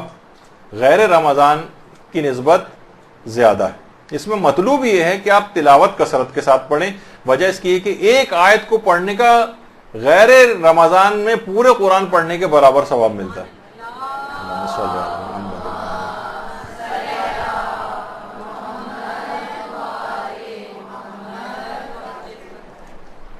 تو بہرحال لوگ اس وجہ سے تلفظ ہمارا صحیح نہیں ہے تو ہم تلاوت قرآن ہی نہیں کر رہے ہیں پورے مہینے، ایک بہت بڑی، چاہے کچھ غلطیوں کے ساتھ ہو تلفظ کی، لیکن تلاوت قرآن کوشش کریں کہ جلد سے جلد، ویسے بڑی محرومی ہے۔ لوگ بار بار سوال آ کے پوچھتے ہیں کہ جناب یہ ترجمہ قرآن اگر ہم پڑھ لیں تو کیا یہ وہی ثواب دلوا دے گا؟ تو یہ بات بھی یاد رکھ لیجئے کہ ترجمہ قرآن پڑھنا تلاوت قرآن میں شمار نہیں ہوتا، وہ ترجمہ قرآن ہے۔ ترجمہ قرآن پڑھنے کا الگ ثواب ہے، تلاوت قرآن کرنے کا الگ ثواب ہے، تفکر کرنے کا ثواب الگ ہے، قرآن پر عمل کرنے کا ثواب الگ ہے۔ ان سب کو جمع کر لیے جائے تو سونے پہ سہاگا ہو جاتا ہے، اور یہ ورنہ یہ الگ الگ چیزیں ہیں ساری۔ تو اگر کوئی شخص صرف ترجمہ قرآن پڑھ رہا ہے تو اسے صرف ترجمہ پڑھنے کا ثواب ملے گا، تلاوت قرآن کا ثواب نہیں ملے گا۔ اور پھر کہتے ہیں ہمیں تو پڑھنا آتا ہی نہیں، تو پڑھنا نہیں آتا تو پڑھنا سیکھیے۔ بہت بڑی محرومی ہوگی اگر کوئی شخص صحیح طور پر قرآن کو سیکھے بغیر اس دنیا سے چلا جائے، تو وہاں جا کر اپنی اس کو اس بڑے کہ میں کتنے بڑے مقام کو حاصل کر سکتا تھا لیکن میں نے نہیں کیا، اور قرآن کو لفظی طور پر پڑھنا بھی نہ سیکھا، تو بڑی ایک پریشان کن صورتحال سے اس کو نمٹنا ہوگا وہاں جا کر۔ اچھا بعض اوقات یہ ہوتا ہے کہ حالت روزہ میں لا علمی میں یا غلط فہمی میں، بلکہ جان بوجھ کے بھی، ہمیں پتہ نہیں تھا، ہم نے ایسی اندازے سے بتا دیا، غلط فقہی مسئلہ بتا دیا، تو اگرچہ اس سے روزہ تو باطل نہیں ہوتا ہے، سوائے اس کے کہ آپ کو غلط مسئلہ بھی بتائیں اور کہیں کہ یہ رسول نے فرمایا ہے، ایسا نسبت بھی دے دیں اس کو، یا امام معصوم نے کہا ہے، ارے آپ یہ ایسا کیسے کہہ رہے ہیں، امام معصوم نے کہا ہے، جبکہ ایسا نہیں کہا ہے انہوں نے، اس صورت میں روزہ باطل ہو جاتا ہے۔ البتہ غلط فقہی مسئلہ بتانا یہ بھی حرام ہے، یا اندازے سے تکے لگاتے ہوئے فقہی مسئلہ بتانا یہ بھی جائز نہیں۔ جب آپ کو نہیں پتہ ہے تو آپ واضح کہتے ہیں کہ مجھے نہیں آتا ہے، تو اس میں ہر ایک کے اندر چھلانگ لگانے کی کیا ضرورت ہے کہ غلط مسئلہ کسی کو بتایا جائے۔ لیکن بہرحال اگر کسی کو غلط فقہی مسئلہ بتا دیا جائے، خواہ جان بوجھ کے ہی غلط بتایا جائے، وہ الگ گناہ ضرور ملے گا کہ کیوں غلط مسئلہ بتایا، لیکن اس کے روزہ باطل نہیں ہوگا، سوائے اس کے کہ اس کے ساتھ آپ نے یہ بھی زور لگانے کے لیے بھی کہہ دیا ساتھ میں کہ رسول نے فرمایا، امام نے کہا، پھر اس صورت میں باطل ہوتا ہے۔ لیکن غلط فتویٰ بتانے سے روزہ باطل نہیں ہوتا۔ ایک بڑا مسئلہ ایک اور آتا ہے رمضان میں بے روزے دار شخص کو کھانا پینا دینے کا مسئلہ۔ اب کوئی شخص ہے، اب خواتین کے ساتھ بڑا مسئلہ ہے، وہ کہہ رہی ہیں کہ ہماری ساس روزے رکھ سکتی ہیں لیکن روزے نہیں رکھتی ہیں، سسر ہیں وہ روزے نہیں رکھتے ہیں، دیور اور جیٹ مستنڈے ٹائپ کے منڈلاتے پھر رہے ہیں گھر کے اندر، مثلا وہ روزہ نہیں رکھ رہے ہیں جبکہ روزہ رکھ سکتے ہیں، ان کے لیے کھانا پکانا پڑ رہا ہے، ان کے لیے میز سجانی پڑ رہی ہے دوپہر کے وقت اس کو. تو دیکھیے وہ گھر جہاں پر جان بوجھ کے روزہ چھوڑنے والے افراد موجود ہیں، وہاں دن میں کھانا تیار کرنا تو جائز ہے، لیکن روزہ خوروں کو کھانا پیش کرنا حرام ہے. میز کے اوپر کھانا لگا دینا کہ یہ لیجیے کھائیے، یہ جائز نہیں. کھانا وہ پکا کے رکھ سکتی، ظاہر ہے کھانا دن میں اگر افطار میں بھی ہے، افطار کا کھانا وہ بھی حالت روزہ میں ہی پکایا جاتا ہے عام طور پہ. کھانا پکانا حرام نہیں، پھر وہ خود ہی آئیں ٹہلتے ہوئے اور پتیلی میں سے نکال کے اپنا کھانا لے جا کر کھا لیں، وہ آپ کا ذمہ نہیں. لیکن جان بوجھ کر روزہ چھوڑنے والوں کے لیے کھانے کو پیش کرنا، تقدیم طعام جسے کہتے ہیں، وہ جائز نہیں.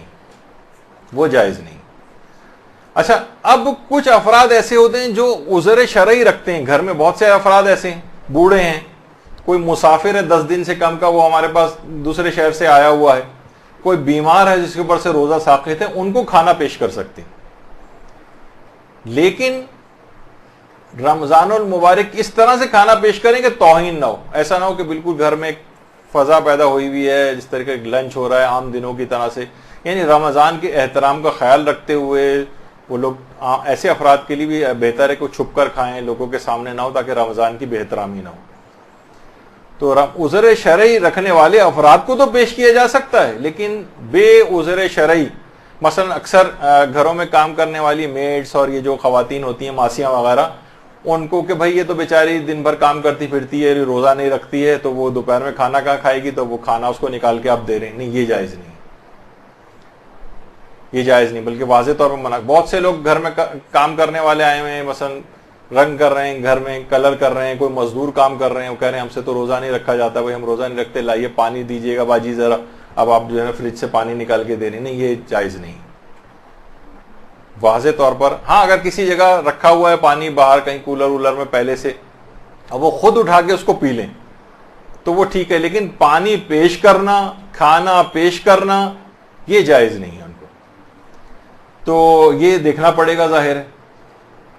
اچھا، اسی طرح سے دن کے اوقات میں کسی غیر مسلم کو کھانا دینا یا پانی دینا، یہ بھی اگر ماہ رمضان کی حتیٰ کہ حرمت کا سبب بنے تو یہ بھی حرام. اور بہت سے کچھ علماء ایسے ہیں جو کہ اس شرط کے بغیر بھی انہوں نے مطلقاً بھی کہا ہے کہ نہیں، غیر مسلم کو نہیں دے سکتے. لیکن اگر ایسی کوئی صورتحال نہیں ہے، حتیٰ کہ حرمت نہیں ہو رہی، ظاہر ہے وہ تو غیر مسلم ہے، روزہ نہیں رکھ سکتا، گھر کا ملازم ہے، تو اس طرح سے چھپ چھپا کے اس کے رمضان کی توہین میں اگر شمار نہ ہو تو پھر ممکن ہے. لیکن جو اور افراد ایسے ہیں جو کہ جن کو ویسے روزہ خور کہا جاتا ہے، جن کو کوئی فقہی مجبوری نہیں ہے، وہ غیر مسلم بھی نہیں ہے، مسلمان ہیں لیکن روزہ نہیں رکھ رہے ہیں، کام کر رہی ہے، آ رہی ہے ماسی، کوئی ایسی بیمار نہیں ہے، کچھ نہیں ہے، کوئی ایسا عذر شرعی اس کے پاس نہیں ہے، اس کو نہیں دیا جا سکتا. اچھا، ایک مسئلہ اور آتا ہے، لیکن اس میں اب 4 بج گئے ہیں تو ابھی فی الحال یہاں تک رکھتے ہیں. البتہ یہ میرے اعتبار سے ابھی جو مسئلہ ہے، تقریباً جو آج میں تیاری کر کے آیا تھا اس کے اعتبار سے ابھی 2 گھنٹے کے فقہی مسئلے اور باقی ہیں. لیکن اب ظاہر ہے کہ ممکن نہیں ہے میرے لیے کہ اب مکمل کروں. اور اگلا لیکچر ہمارا بہت ہی اہم شب قدر والا ہوگا،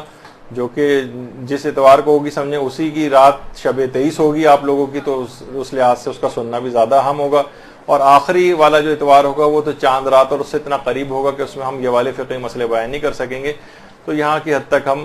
روکتے ہیں اس گفتگو کو. انشاءاللہ زندگی رہی تو آئندہ سال رمضان کے ان مسئلوں کو مکمل کیا جائے گا. وصلی اللہ علی محمد وآلہ الطیبین الطاہرین. برحمتك يا أرحم الراحمين وصلى الله على محمد وآله